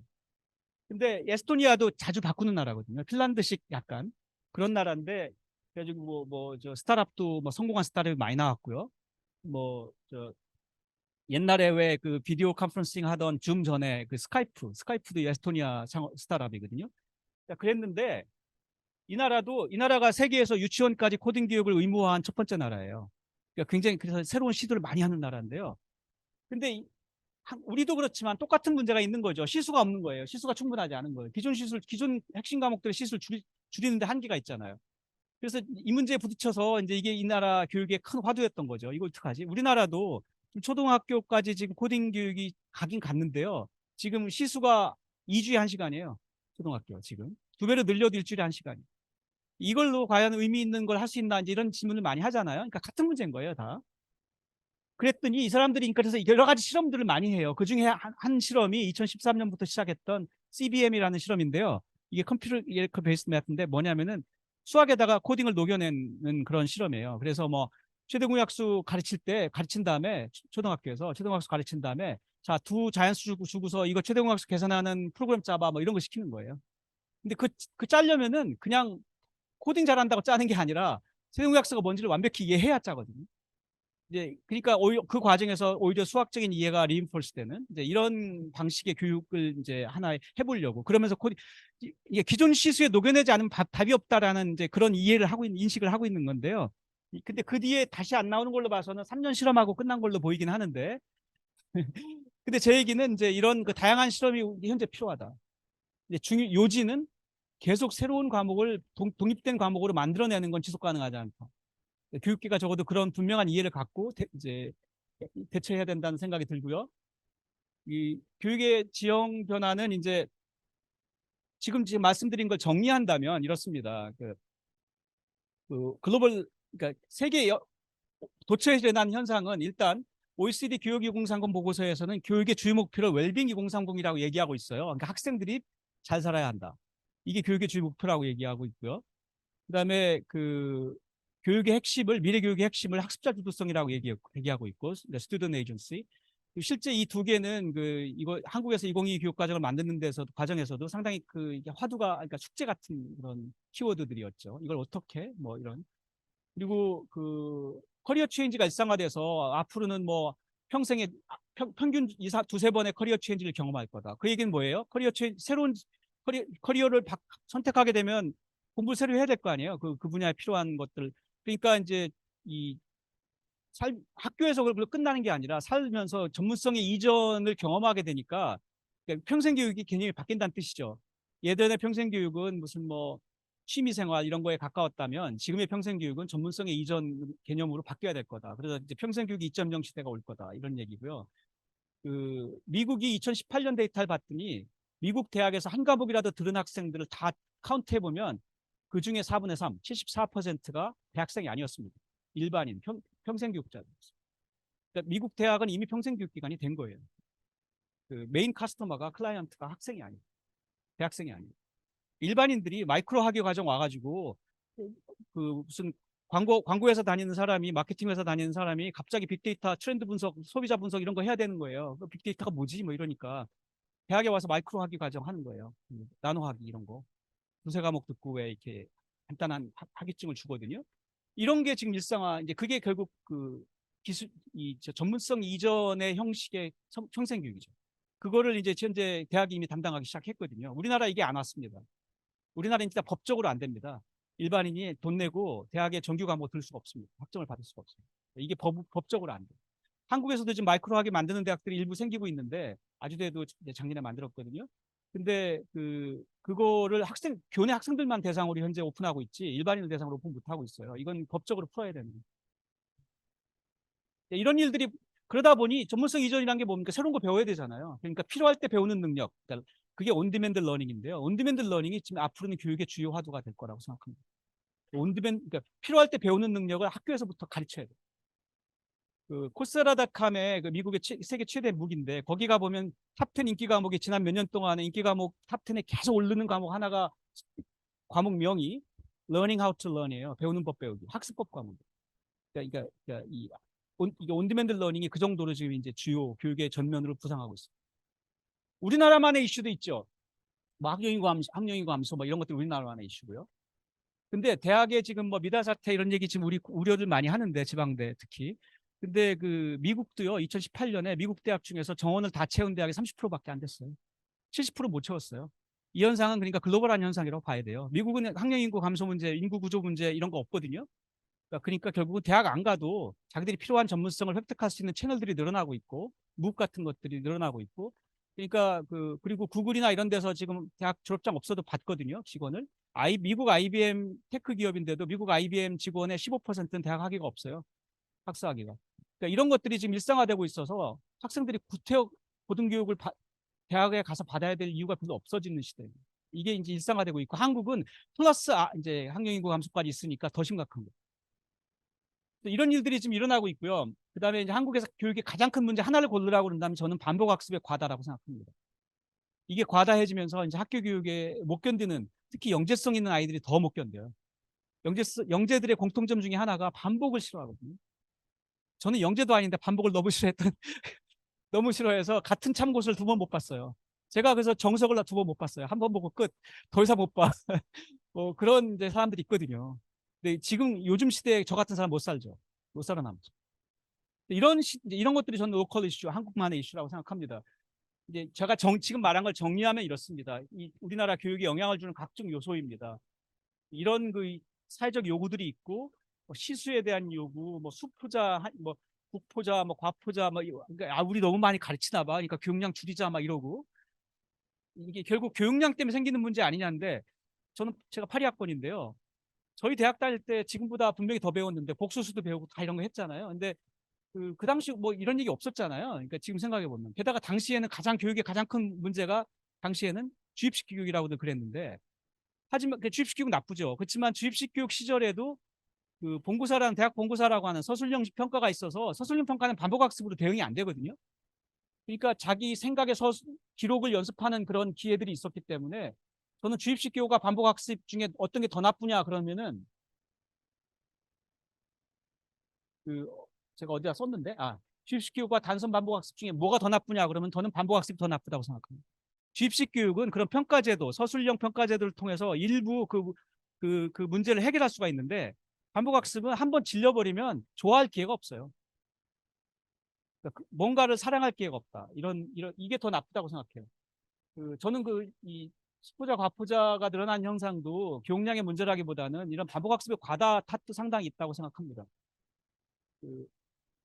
그래서 이게 변별력의 함정인데요. 반복학습이 왜 자꾸만 불가피해지냐면 교사들이 바보가 아니잖아요. 교사들도 뭔가 새로운 거 가르쳐주고 싶고 아이들에게 호기심을 더 일으켜주고 싶고 다 하죠. 그때 그게 안 돼요. 일단 문항수를 줄이면 평가해서 다 만점 받는다고 요즘 애들 다 열심히 하니까 할 수 없이 그렇다고 다 만점 받으면 이제 욕 먹잖아요. 이게 그러니까 할 수 없이 더 늘리는 거죠. 일부러 틀리게. 그다음에 이제 서술형 못 내요. 서술형 내면 당장에 평가 공정성 해야 돼 난리가 부모님들 난리 나고 특히 입시에서는 서술형을 그래서 이게 제대로 된 서술형 내기가 힘들죠.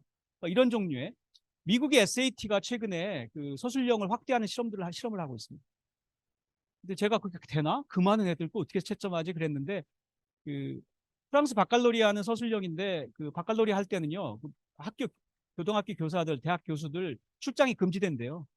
다 꼼짝 말고 다 있어. 이거 차출될지 모르니까. 그게 그러니까 우선순위가 그게 높은 거예요. 매년 바칼로리아를 매니지하는데 1조 원을 쓴다 그러거든요. 그러니까 그 정도 투자를 하니까 저 평가 공정성 문제가 해결되는 것 같아요.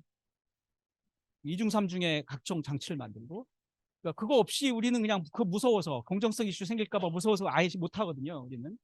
그러다 보니 이제 그걸 해결하는 제일 좋은 방법이 그냥 선다형, 단답형 이러다 보니 이제 반복학습이 그거에 제일 최적화된 학습 방법은 반복학습이니까 뭐 이렇게 되는 것 같아요. 게다가 킬러 문항 문제 뭐 심각한 거 다 아시죠? 그 괴물 같은 문제. 수능에요. 마지막 킬러 문항 한두 문제 꼭 나오는데 제가 좀 풀어봤거든요. 그래서 이 공개적으로 풀면 안 돼. 교수도 못 가끔가다 못 풀어요. 이게 그냥 어려운 게 아니라 완전히 비비 꽈는 문제라 그거 풀 줄 안다고 그래서 수학을 잘하는 거랑 관계가 없어요. 그러니까 그런 그 비정상적인 거를 왜 학생들한테 정신건강에 안 좋지? 그래서 이러고 있는데 그 제가 외국의 학자들에게도 영어로 번역해서 보여줬어요. 수학자들한테. 이거 어떻게 생각해? 그랬더니 미쳤다 그러더라고요. You guys are crazy. 그래서 이제 이 반복학습의 문제 해결해야 된다고 생각하고요. 세상이 바뀌고 있지 않습니까? 요즘 아이들 바뀌고요. 그 요즘 아이들은 간단해야 돼요. 그 조금만 복잡해지면 관심 안 갖고 공정해야 돼요. 아까 그 조금만 그 저기 하면 요즘 애들은 그거 굉장히 중요한 이슈거든요. 재밌어야 돼요. 조금만 재미없으면 노잼이라고 그냥 관심. 저도 노잼이 그 저 완전히 노이로제가 있어요. 예. 애들이 또 노잼이라고 그러면 어떡하지? 뭐. 그러니까 이런 아이들이 바뀌었다는 사실을 교육자들이 받아들이고 그 각종 교육제도와 그 방식을 이런 것들을 반영해야 되는 시절인 거예요. 그러니까 이거는 디지털 시대라고 해서 디지털 대전하는 시대여도 여전히 유효한.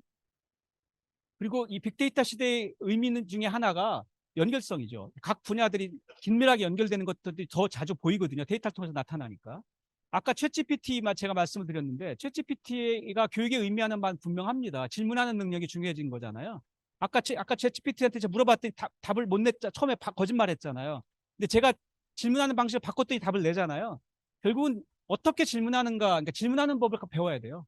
잘 질문한 아이들이 결국은 살아남습니다. 그러니까 그게 저한테는 제가 실험해본 그 생성의 AI는 질문하는 법을 그러니까 배우는 게 중요한 것 같아요.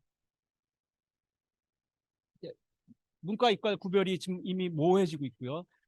특히 그 광고업계 이런 데서는 지금 그 소비자 트렌드 분석 이런 능력이 없으면 살아남지 못한다고 그래요. 예전에 국문과 나와서 거기 가가지고 뭐 감동적인 광고 문구 만들고 뭐 이런 사람들이 제일 잘 나갔는데 지금은 트렌드 분석해서 다음 시즌에 이거 유행할 거예요. 이런 거 예측하는 사람들이 잘 나간다고 그러잖아요.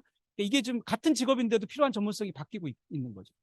예전에 국문과 나와서 거기서 잘 나가던 사람이 지금 그 사람들 내보낼 수는 없는 거잖아요. 그 사람들이 결국 새로운 전문성을 터득해야 되는 거거든요. 그래서 전문성의 이제 그 새로운 전문성의 습득 이런 것들이 빈번하게 이루어져야 하고 그러니까 교육은 이제 학교 졸업하면 끝나는 게 이제 그래서 아닌 거예요.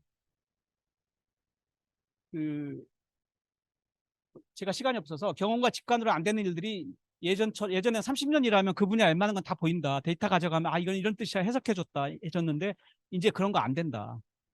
그러니까 경험과 직관에 너무 의지하지 말라. 제가 아마존 예를 들어왔는데 지금 오늘은 그냥 넘어가겠습니다. 뭐 간단히 정리하면 이런 거죠. 너무 많이 지식이 출현하다 보니 빨리 나오다 보니 그 지식이 낡아지는 속도가 가속화되고 있다. 금방 낡은 지식이 된다. 그러니까 지식 전달 중심의 교육은 사실은 그 굉장히 무모한 거죠. 금방 몇 년 지나면 금방 뭐 다른 걸로 리플레이스 될 텐데 게다가 챗GPT한테 물어보면 웬만한 거 다 답해 주는데 학생들한테 그걸 너네 이거 알아야 돼라는 걸 설득할 수 있습니까? 어차피 설득 못 해요. 그러니까 피교육자가 설득이 안 되는 교육을 할 수는 없거든요. 그러니까 니네 이런 걸 알아야 너 인생에서 내가 하고 싶은 거 할 수 있어. 뭐 적어도 이 정도는 설득을 해야 되는데 그래야 아이들이 적어도 그걸 이거 해야 되는구나 싫어도 뭐 이런 정도 생각은 해야 되는 그 정도의 동의는 받아야 되거든요. 근데 이제 지금의 그 지식 전달 중심의 만약 교육은 그걸로 아이들을 설득할 수 없어요.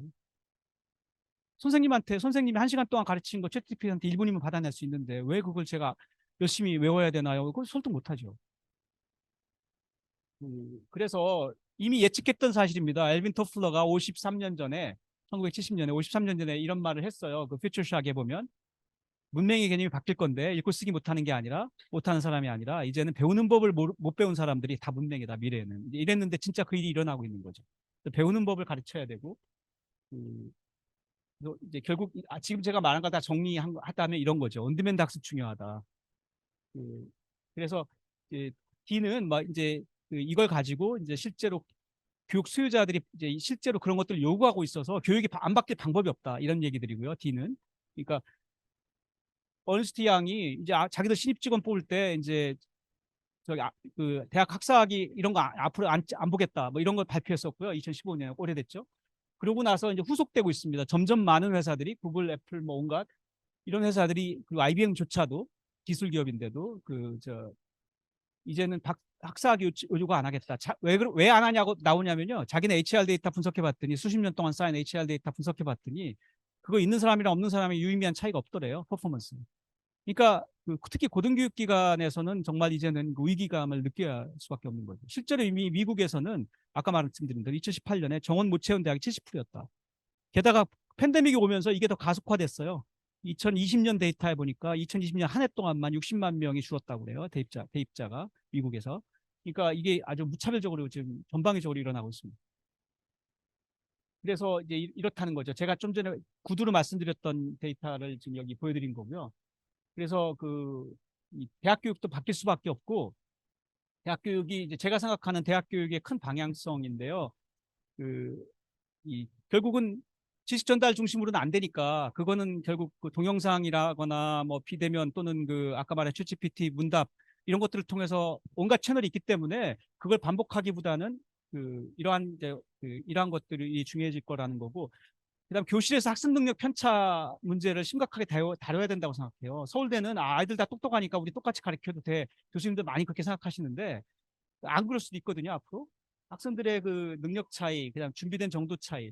폴스텍만 해도요. 거기는 전체 학생들의 한 반 정도가 과학고 영재고 출신들이에요. 나머지 반이 좀 안 돼요. 40% 정도가 일반고 출신인데 1학년 때 그 일반고 출신들의 좌절감이 커요.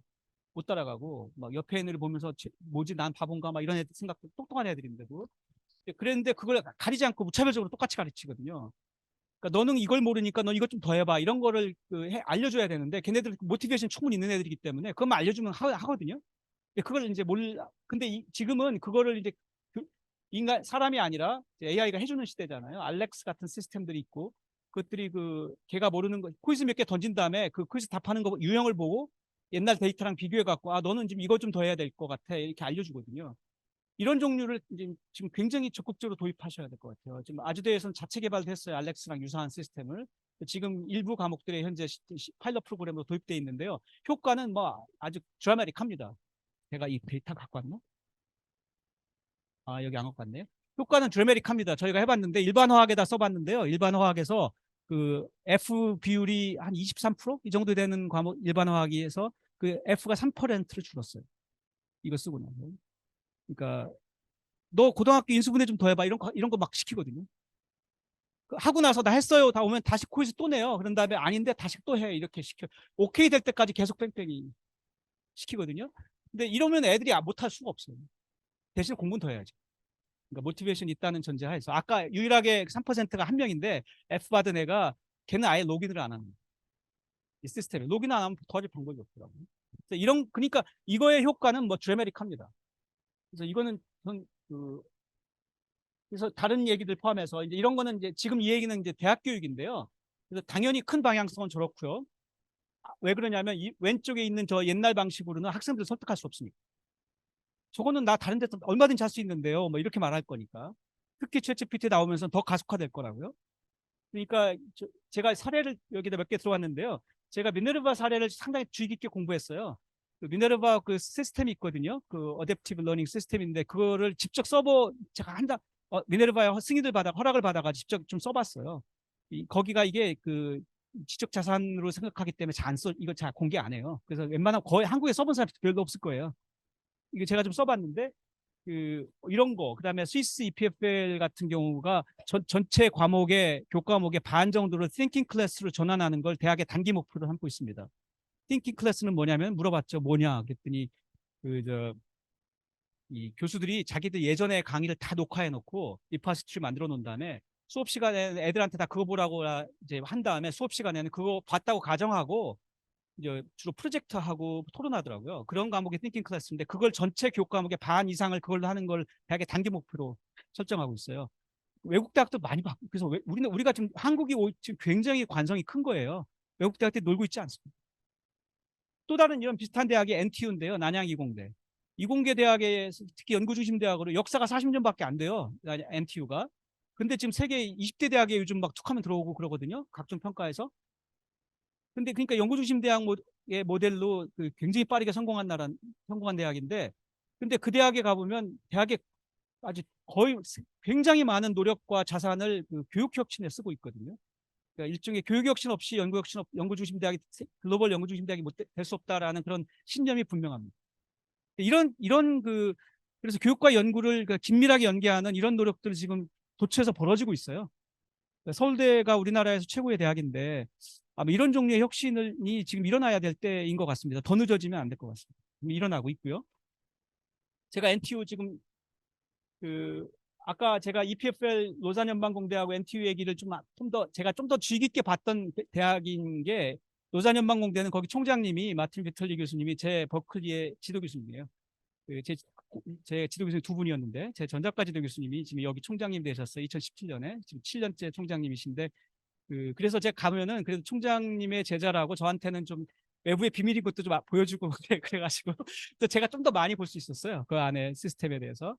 그리고 이 NTU는 현재 그 넘버 투 거기 프로보스트가 지금 액팅 프레지던인데요. 지금 총장 대리인데 그게 링산 교수인데 제 버클리의 클래스메이시고 제 절친이에요. 그 저보다 1년 선배인데 그래서 여기도 거기 좀 약간 빽이 있어서 가면 그래도 많이 보여주어서 제가 좀 더 볼 수 있었는데 이 NTU가 세계적인 어떻게 이렇게 빨리 세계 최고의 연구 중심 대학으로 이렇게 성장했을까 제가 아주 숙제인데요. 가보면은 저한테 주로 보여주는 건 다 자기네 얼마나 교육 혁신을 하고 있나 이런 것만 보여줘요. 그래서 이게 뭐지 이제 이런 생각이 들었는데요. 저기 교육동입니다. 교육동. 자기들 저거 보고 더 하이브라고 부릅니다. 그러니까 저 벌집, 더 하이, 비하이 벌집인데요. 저 안에 이렇게 생겼어요. 이런 거 이렇게 제가 가서 제 카메라로 찍은 사진이에요. 옛날에 저랬는데 이걸 이렇게 바꿨어요. 360도 동그랗고요. 이게 뭐 화이트보드와 뭐 저 프로젝터 스크린들이 360도 다 있어요. 그다음에 옛날식 그 블랙보드를 다 없애서 대학의 교실들에 그런 옛날식 저 블랙보드가 한 개도 없어요. 모듈이 다 치웠어요. 안 치우니까 교수들이 계속 옛날식으로 하더래요. 그래서 아예 옛날식으로 하기 힘들게 아예 하드웨어를 바꿨대요. 아까 이것도 그러니까 강제적인 건데요. 약간 폭력적으로 보이기도 하는데 이렇게 안 하면 안 바뀌더라. 저한테 그러더라고요. 대단하다. 저 한국에서 저랬다가 중량 쫓겨날 것 같은데. 제가 그래서 저희는 못했습니다만. 근데 이러고 있어요. 지금 그러니까 세계의 대학들이 이런 실험들을 하고 있어요. 지금.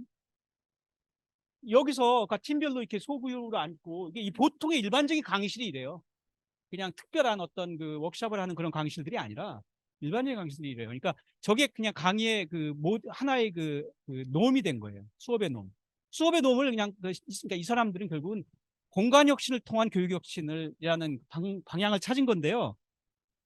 왜 그런 엉뚱한 생각을 했냐 제가 물어봤어요. 그랬더니 자기네가 대학 교육 혁신을 위한 위원회를 만들었대요. 2010년쯤에. 그래갖고 이게 2009년에 만들었대요. 그래가지고 이게 블루 리본 커미션이래요. 블루 리본 커미션이라고 하는 위원회를 만들었대요. 이 위원회가 앞으로 그러니까 앞으로 이 NTU가 이 난양이공대가 어떻게 교육 혁신을 할지를 당신들이 보고서를 내라. 그래가지고 보고서가 나온 거예요. 그 보고서를 저한테 이제 그날 프레젠테이션 하면서 보여주길래 제가 찍었어요, 화면을. 여기 뭐라고 돼 있냐면 이게 이제 2010년 4월 달에 나온 그 위원회의 보고서인데 여기 보면 뭐라고 나오냐면 그 공간을 그때그때 바꿀 수 있고 거기다 테크놀로지 이네이블드 된 그런 그 클래스룸을 빌드해야 한다.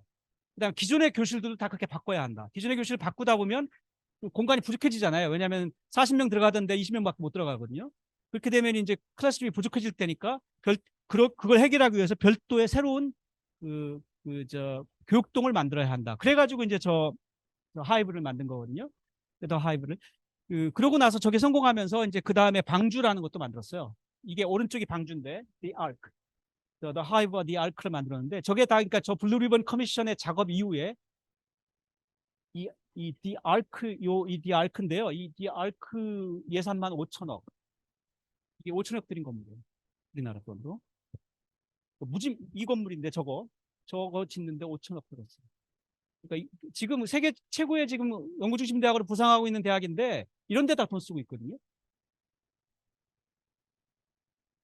여기 있구나. 제가 그 아주대에서 했던 실험, 이거 TV에도 좀 나왔는데요. 그 KBS의 다큐에서 나왔는데, 저희 시스템, 그래서 아까 제가 보여드렸던 데이터예요. 옛날에, 18%였군요. F18% 봤던 일반 화학이 지금은 저거 이제 분명 이게 줄었다. 이거 쓰고 나서. 그래서 효과는 드라마틱하고 unquestionable 합니다. 이거 분명합니다. 온라인과 오프라인 결합, 이제 우리가 비대면 다 연습했잖아요. 그 코로나 때문에. 근데 이제 우리가 항상 생각하기에 비대면에서는 아이들끼리 학생하고 인터랙션이 없고 결국은 한계가 분명하다 이런 얘기 하잖아요. 근데 계속 묵들도 놀고 있지 않거든요. 콜세라 랩이 등장했습니다. 이게 온라인인데도 거기서 학생한테 뭐 하고 그러면 그래프 학생이 막 그려야 되고 막 이러면 맞다 안 맞다 다음 단계로 넘어가고 막 이런 거 하는 인터랙티브한 건데요. 그래서 그 사람들 놀고 있지 않고 상당한 인터랙티브한 요소, 상호작용 요소를 이미 묵도 도입하기 시작했어요. 그러니까 점점 가까워져요. 건물이 있는 전통적인 학교하고 점점 가까워지고 있어요. 그래서 우리가 우리만의 영역이 있어. 이것도 믿을 수 없습니다. 그래서 블렌드 러닝은 더 이상 선택의 문제가 아니라고 생각하고요. 토론과 프로젝트의 비중을 늘리고 이런 걸 하지 않으면 일단 피교습자를 설득할 방법이 없습니다. 우리 다른 데서 다 할 수 있는데 내가 왜 비싼 등록금 내고 그거를 여기서 또 배우느냐. 어떻게 하겠어요? 그러니까 결국은 이제 피할 수 없는 지금 길들이 우리 앞에 있고 전 챗GPT라는 게 그거를 지금 가속화할 가능성이 굉장히 높다고 생각합니다. 예, 여기까지 하겠습니다.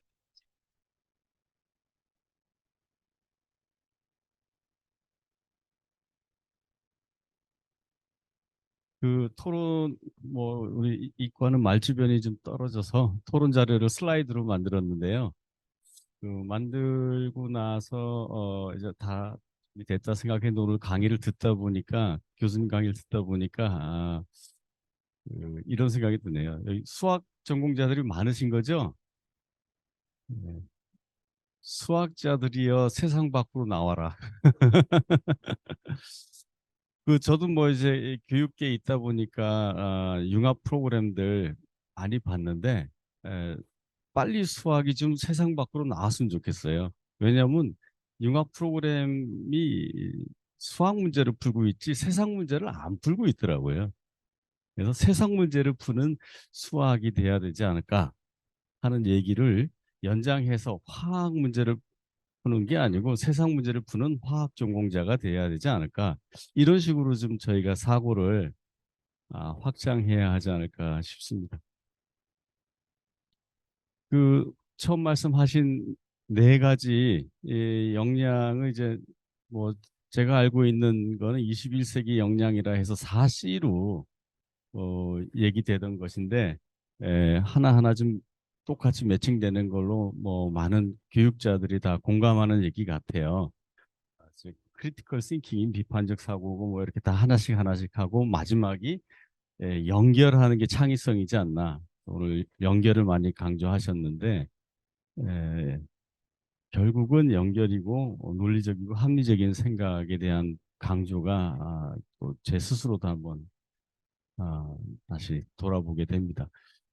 아까 그 타우 교수나 그 여러 가지 유명하신 분들 얘기를 통해 연결을 통한 성공 사례를 많이 말씀하셨는데요. 어, 그런 분들 말고 연결을 해야 살아간다는 사례는 지천에 있습니다. 그러니까 유명하신 사람이 아니라 평범한 사람들 속에도 결국은 연결하지 않으면 안 되는 저는 화학 전공 했지 않습니까? 근데 이제 제 사례로만 봐도 제가 하는 이 일을 지금 한 바퀴 뺑 돌아놨는데 화학은 하나도 없습니다. 의사 선생님하고 일하고 광학 기계 만드는 사람하고 일하고 약 개발하는 사람하고 일하고 식물학자하고 일하고 환경 뭐 문화재 이런 식으로 일을 하고 있는 거거든요. 그러니까 제가 특별한 게 아니고 제 주변에 둘러보면 전부 다 그렇습니다. 즉, 대학에서 화학을 전공하는 거는 시작인 거고 결국 나가서 내가 해결하는 문제는 화학 문제를 해결하지 않는다. 그러니까 유명한 사례가 아니라 그냥 지천에 깔려 있는 일상이다. 특별한 성공을 위해 융합해라가 아니라 그냥 평범한 성공을 위해서 또 융합하지 않고 세상과 연결되지 않으면 안 된다 하는 거를 다시 한번 강조하고 싶고요. 제가 교직 실무에 강의하는 슬라이드 하나인데요.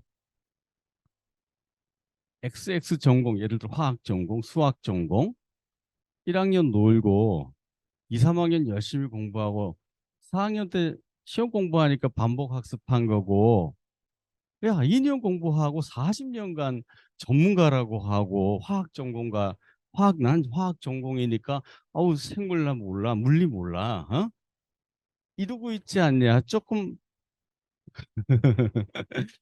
여기 카메라가 있고 녹화가 되니까 제가 단어의 수위를 조절하겠는데 아이들하고는 좀 편한 말로 얘기를 합니다. 그렇지 않습니까? 그죠? 예. 근데 이제 연구자나 어떤 이제 산업계나 이런 실제 문제를 해결하는 사람들을 보면 그걸로 끝나지 않거든요. 일상적으로 뭐 학회가 됐던, 우리는 제가 이제 쓴 거는 학자니까 학회라고 표현을 했고, 기업이나 다른 데는 또 다른 형태들로 일상적으로 계속 자기 지식을 업데이트하고 또 전문 영역도 확장을 하거든요. 그런 부분들이 평생 진행되다 보면은 나중에는 지금은 화학 연구자였는데 과학자가 되고 교육자가 되고 기타 등등 뭐 이런 식으로 자기 영역이 나이가 들면서 확장이 돼 가는 거거든요. 근데 이제 우리 제 교사로 치면은 그렇지 않잖아요. 그죠? 사실은 그들을 탓할 문제가 아니라 시스템이 없어요. 연구를 하고 평생 교육할 수 있는 캐리어 패스가 안 만들어져 있는 거예요. 정말 우리 학교가 그렇게 가기를 바라면 그런 캐리어 패스를 만들어야 되는 거거든요. 지금은 그 시스템이 안 돼 있기 때문에 선생님들 보고 변해라 하는 거는 한계가 있습니다. 한계가. 캐리어 패스를 통해 연구하고 확장할 수 있는 시스템을 만들어 놓고 그렇게 가자 이렇게 얘기를 해야 한다고 저는 생각을 합니다. 대학 입시는 이 슬라이드 카피했습니다. 앞에. 어차피 안 바뀝니다. 어차피 안 바뀔 이유요? 우리 다 알고 있습니다. 네, 다 알고 있습니다. 그러면은 지금 말씀하신 이 우리 시스템을 우리 교육하는 전국에 교육하는 분들이 지지하느냐? 아무도 지지하지 않습니다. 아무도 세상 대한민국 모두가 지지하지 않는데 안 바뀝니다. 안 바뀔 겁니다. 그거는 아, 아, 우리가 우리 마음속에 어디 수준은 가야 돼 하는 이 환상이 아직 깨지지 않기 때문에 저기 슬라이드 마지막 귀퉁이에 있는 게 보면은 직선으로 되어 있는 거는 공부 시간 대비 알아가는 양이에요. 공부 많이 하면 아는 양이 늘어나죠. 근데 이렇게 로그 그림처럼 이렇게 수렴하는 곡선은 등급입니다. 저거는 선형적으로 증가하지 않아요. 저거는 굉장히 비선형적으로 쉽게 말하면 제가 20시간 정도면 뭐 한 95% 학습이 끝나요. 근데 등급을 갖다가 95 그렇게 가려 그러면 저 그림만 봐도 세네 배 일을 공부를 더 해야 되는 거예요. 이게 이제 아까 교수님 말씀하신 반복 학습이죠. 사실은 서울대쯤 올라 그러면 세네 배가 아니라 10배 이상 더 많이 해야 됩니다. 그러니까 우린 다 알고 있어요. 저러고 있는지. 근데 우리 환상이 깨져야 되는 거거든요. 상위 몇 개 대학 안으로 가지 않으면 어, 어, 우리 아들 말로 쫄망한다 하는 그 환상이 깨지지 않는 한 바칼로리아를 해도 상관없고 뭐 서술형으로 해도 상관없고 그거 아무 변화가 없습니다. 그건 제가 아무리 생각을 해봐도 우리의 그 성공에 대한 어떤 환상이 깨지지 않으면 저 불필요한 트레이닝 과정은 없어지지 않을 것 같습니다. 그래서 우리는 뭐가 비정상 교육이고 정상 교육이고 다 압니다. 다 아는데 세상은 주어가 세 가지인데요. 우리나라, 서울대학교, 나가 변하길 기다리지 않아요. 아까 말씀하셨죠. 전 세계에는 이미 가고 싶은 대로 가고 있어요. 우리나라가 안 간다 해서 기다려주지 않고요. 서울대학이 안 변하고 있다 해서 서울대 변하기를 우리나라가 기다리지도 않고요. 내가 안 변한다 해서 내 주변이 기다려주지 않아요. 그냥 세상은 갈 길 가고요. 우리가 같이 가겠다 하면 동행하는 겁니다. 그냥. 우리 사범대 안 바뀌어도 괜찮아요. 세상은 잘 가요. 우리가 그 세상 따라가고 싶으면 우리가 바뀌어야 되는 거죠. 우리가 얼른 바뀌어가지고 그 길을 가면 같이 가는 거고, 안 가도 세상은 아무 걱정 안 합니다. 똑똑한 사람은요, 자녀 교육을 위해 사회가 바뀌길 기다리지 않더라고요. 사회 바뀌는 건 느린 거를 이미 알거든요. 똑똑하기 때문에. 알아서 잘 키웁니다. 저처럼 안 키웁니다. 여기까지 간단히 교수님 말씀을 한번 강조해 봤습니다. 감사합니다. 네, 네, 정 교수님 말씀 잘 들었습니다. 여러 가지 저도 뭐 새로 이해하게 되는 바가 있었고요. 제가 한 가지만 이제 약간 현실적인 문제 하나만 코멘트한다면 그 결국은 이게 평가제도를 바꾸는 게 교육 현장을 바꾸는 제일 빠른 길이잖아요. 그러니까 우리나라 평가제도라는 게 이제 결국 그 특히 이제 입시라는 정점이 있어서 그 순차적으로 맞물려 있어서 그 교사의 선의가 작동하지 않는, 왜냐하면 교수를 바꾸고자 하는 교사의 선의가 있으나 입시에서 자기 제자들을 손해보게 할 수 없는 뭐 이런 것들이 지금 이제 켜켜이 쌓여 있기 때문에 결국 평가제도를 손대지 않는 한, 그러니까 결국 그걸 손대는 방법밖에 없는데요. 근데 평가제도라는 게 제 생각에 그 결국 우리가 영어가 절대평가가 되면서 강남의 영어 단수학원들이 거의 다 없어졌어요. 그 종합학원에 한 반 정도 되고 지금 그러니까 사교육이 바뀌거든요. 그러니까 그리고 근데 요즘 아이들이 영어를 잘 못하냐? 그렇지 않잖아요. 그러니까 요즘 애들 다 오히려 저희 세대보다 훨씬 영어 잘하거든요. 그러니까 사실은 필요 없었던 건데 상대 평가로 그렇게 애들을 달라볶을 이유가 없었던 건데 바꿨더니 어쨌든 애들 해피하게 잘 지내고 어느 일정 정도의 하면 자기 다 그러니까 성취 기준 이제 성취 기준에 따른 어떤 평가 또 바뀌었더니 훨씬 더 정상적인 지금 그 과목이 됐거든요. 그러니까 결국은 저는 이제 그러니까 그렇지만 현재 우리나라 그 입시 제도나 이런 시스템의 구조상 변별력을 포기할 수는 현재 없는 상황이잖아요. 변별력이 만악의 근원인데 그렇지만 또 어떻게 해볼 수는 없는. 그렇다면 일단은 전 변별력 요소를 최소화할 필요는 있다고 생각해요. 무슨 말이냐면 예를 든다면은 뭐 뭐 영어 이어서 자국어인 국어가 이제 자국어라는 여러 가지 자부심 때문에 뭐 등등. 그렇지만 우리가 우리말을 잘 쓰고 잘 활용하고 뭐 그다음에 그런 우리말로 그냥 비판적인 그런 이런 자기를 표현할 수 있고 막 이러한 그 성취 기준에 도달한다면 그걸 가지고 뭐 16세기에 누구 작품을 아냐 모르냐를 가지고 예를 들어서 뭐 등급을 더 줄고 이럴 필요는 없는 것 같거든요. 그러니까 저는 그래서 이 변별력의 요소를 줄이는 노력이 필요하다. 다시 말하면 절대평가를 확대할 수 있는 경우라면 더 확대하자. 예를 들어서 한국사도 우리 자국사 학생들이 알아야 되는 기준, 우리가 생각하는 기준이 있을 거 아니에요. 그 기준 넘어가면 만점 주는 게 맞는 것 같거든요. 그러니까 뭐 이런 방식으로 지금의 현재 평가제도를 면밀하게 다시 들여다보고 그 이런 그 절대평가의 요소를 확대할 수 있는 경우라면 최대한 확대해서 적어도 그 변별력으로 인한 이런 이 교육의 그 난맥상을 적어도 줄이자. 없앨 수는 없을지언정. 그러니까 이러다 보면 이제 항상 이 변별력의 대부분을 담당하면서 당연히 욕을 가장 많이 먹는 과목이 수학이 되는데요. 네, 저는 궁극적으로는 그것도 절대평가가 됐으면 좋겠어요. 근데 이제 지금 당장은 방법이 없어서 그렇지만 이제 학생들이 그거 과목을 좋아하고 사랑하게 되려면은 이 성취 기준 중심의 어떤 평가로 전환되지 않는 한 그 과목을 진짜 좋아하기 힘듭니다. 그래서 평가 제도에 대해서 정말 본격적으로 그 어떤 변화를 고민하자 이렇게 말하고 싶습니다. 가장 이미디트 퓨처에서 해야 되는 일이라고 생각합니다. 예, 박 교수님 감사합니다. 예, 예, 예. 예.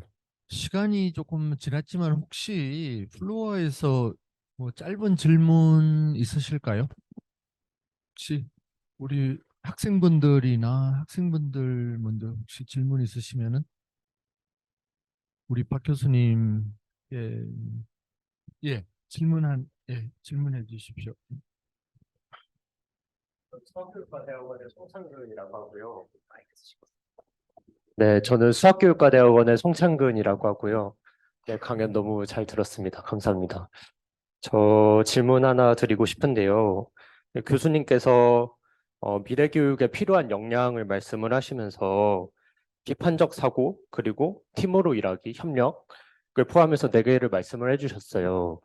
그런데 이제 비판적 사고와 협력이 그 이제 어떻게 생각을 하면은 되게 공존하기 힘든 역량일 수도 있을 것 같아요. 그러니까 남들이 모두 아니라고 얘기를 할 때 나는 그렇다고 말할 수 있는 게 이제 비판적 사고가 이제 작동을 하는 케이스일 거고, 또 남들이 아니라고 했을 때 내가 그렇다고 생각을 해도 이제 나의 생각을 조정하고 이제 뜻을 맞추고 하는 게 이제 협력일 텐데, 그렇다면은 이제 협력과 비판적 사고 이 두 개의 역량 사이의 관계를 이제 교수님께서 어떻게 생각하시는지, 이게 네, 어떻게 우리가 같이 추구할 수 있는 그런 거죠. 역량이 되는 예. 건지 네, 질문 드리고 예, 싶습니다. 말씀 맞는 것 같습니다. 근데 그 아까 제가 애플 42의 사례를 그 이제 그런 협력을 그 교육 시스템에다가 녹여내서 성공한 사례로 제가 말씀드렸는데요.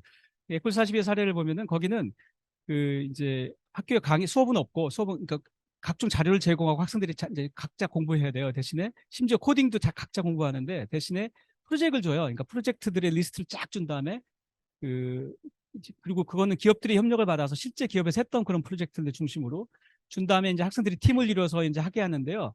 근데 그걸 할 때 이제 한 프로젝트 성공적으로 마치면 한 단계 올라가서 이제 그래서 마치 게임 하듯이 합니다. 레벨 0, 레벨 1 이래가지고 레벨 21이 되면 졸업하는 이렇게 되는데요.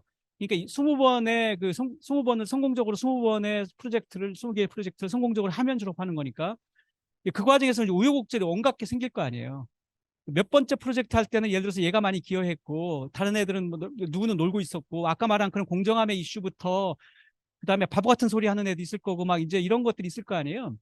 근데 그게 20번을 하게 되면 그 이븐아웃 된다는 걸 아이들이 이제 학생들이 보게 되거든요. 이븐아웃 된다는 게 저 바보 그랬는데 어느 날 갑자기 뭐 제가 막 날르는 그런 또 프로젝트가 생기는 거죠. 그러니까 이런 것들이 결국은 그 교육의 과정에서 그 이븐아웃 된, 그 다시 말해 디퍼런스가 또는 제가 틀렸고 내가 맞았다라고 생각했는데 그게 이제 하나로 안 끝나고 여러 개를 경험하다 보면 그게 결국 이븐아웃 되는데 결국은 저는 그래서 그 우리가 싱귤러한 경험이 아니라 멀티플 경험이라는 것이 중요한 것 같아요. 그 과정에서 컬래버레이션이 결국 살 길이다. 왜냐하면 같이 컬래버레이션 안 하면 결국 다 같이 망하거든요. 졸업을 늦게 할 거고. 그래서 결국 내가 살아남으려면 쟤를 잘 설득해야 된다라는 걸 배울 수밖에 없는. 그러니까 약간 실제 기업에서 예를 들어서 뭐 그 팀이 좋은 결과를 못 내면 결국 팀이 망하는 것 같은 걸 미리 시뮬레이션 하는 것 같은데요. 그래서 말씀하신 거에 충분히 공감하지만 그게 싱글러일 때는 그 말씀이 맞는데 멀티플이라는 것이 그 문제를 이븐아웃 할 거다고 생각합니다. 예, 고맙습니다. 마지막 질문 하나 정도만 더 받을까요? 네, 저 뒤에. 네, 소개 부탁드립니다. 네, 저는 올해 이상학번으로 입학한 수학교육과 김상우라고 합니다. 교수님께서 설명해 주셨던 내용들 100번 공감하고 이해하면서 잘 들었습니다. 그리고 그중에서 수능에서의 수학 과목의 변별력이 줄어들고 절대평가로 전환되어야 한다라는 말씀을 하셨을 때에도 취지에 대해서 굉장히 공감을 많이 했습니다. 그런데 그 실질적인 교육을 받는 사람들, 즉 학생들과 그와 관련된 학부모님들 의 사회적 동의가 충분히 이루어져야 할 것이라고 생각이 드는데 이러한 사회적 합의를 어떤 방식으로 이끌어낼 수 있을 거라고 생각하시는지 한번 여쭙고 싶습니다. 그러니까 지금은 안 되죠. 그러니까 지금은 결국은 우리가 전국에서 뭐 요즘은 왜 전국에 있는 의대 다 채우고 그다음에 뭐 서울대 부서 채우고 이런 데면서요. 결국은 우리가 그 모든 학생들이 일렬화하는 게 현재 평가제의 본질이기 때문에 이런 상황에서 변별력을 어떻게 포기할 수는 없어요. 그러니까 그런 상황에서 뭐 갑자기 수학 같은 그런 변별력의 핵심 과목을 갑자기 변별력을 이제 해체하게 되면은 뭐 거기서 생길 혼란은 말도 못하고 그리고 어느 과목인가는 그 변별력을 담당하게 될 거거든요. 이제 그래서 지금 당장은 굉장히 무모할 거라고 생각하고요. 지금 말씀하시는 거는 결국은 이제 아까 말하는 것처럼 그, 이 지금 이 일렬이 되지 않는 방식을 찾아내는 그 단계까지 가야만 논의될 수 있는 것 같은데요. 일단 현재로는 저는 그 절대평가를 지금보다는 좀 더 늘리자, 확대하자. 그래서 변별력의 그 해악을 지금보다는 좀 줄이자라는 게 일단은 현재 제 제안이고요. 특히 수학 같은 과목에서 현재 없애는 건 좀 무리인 거는 맞거든요.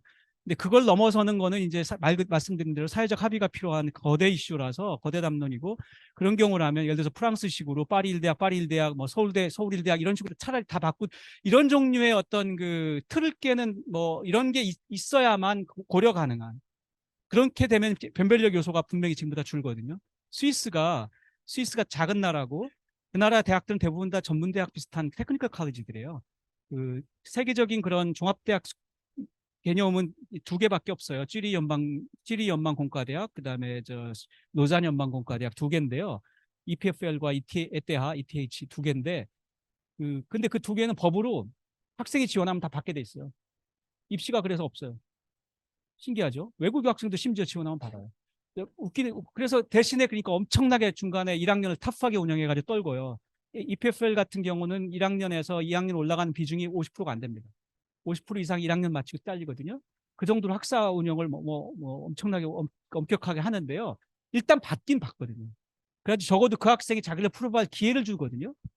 이거가 하나의 방식일 수는 있을 것 같아요. 그러니까 지금보다 원하면 들어오게 한 다음에 대신에 학사 운영을 지금의 한 10배, 20배 수준으로 엄격하게 해서 결국은 트랜스퍼하게 하거나, 아예 관두게 하는 건 너무 잔인하니까 이제 트랜스퍼하게 하거나, 이런 방식이 하나의 전 돌파구가 될지도 모른다. 그러니까 이런 종류의 거대 문제가 먼저 논의되어야 그 다음에 변별력 이슈가 그 다음에 논의될 수 있을 것 같아요.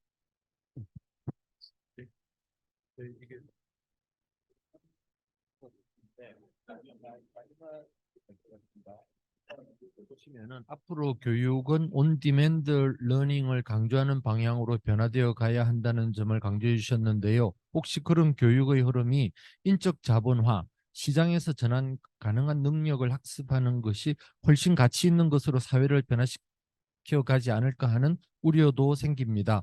온디맨드 러닝과 시장 가치로 전환되지 않더라도 의미 있는 다양한 학습이 같이 공존할 수 있는 방법이 있을지, 이런 부분에 대한 고민을 여쭙습니다. 네, 굉장히 아주 포인티한 지적이라고 생각하고요. 근데 저는 제가 생각하는 온디맨드 러닝은 이제 필요할 때 학습하는 건데, 그게 자기 직업에 필요할 수도 있지만, 거기서 온디맨드라는 게 자기가 평생 하고 싶었던 거, 자기의 로망, 자기의 꿈일 수도 있거든요. 학교에서 미처 못했던 거. 아니면 학교 졸업한 다음에야 이제 좀 약간 수입도 생기고 하니까 이제 좀 해봐야지 수도 있잖아요. 그래서 그 온디맨드 러닝이 꼭 시장 가치만을 의미하지는 않는다고 생각합니다. 예, 박 교수님 오늘 고맙습니다. 예, 다 같이 예, 예, 감사드립니다. 예, 오늘 정말 거의 1시간 반 이상 유익한 시간이었다고 생각을 합니다. 정대원 교수님께서도 오늘 좋은 토론해 주셔서 감사드립니다. 예, 감사드립니다. 이것으로서 저희 1차 교육 포럼을 마치도록 하겠습니다. 여러분들 많이 와주셔서 감사드립니다. 예. 예.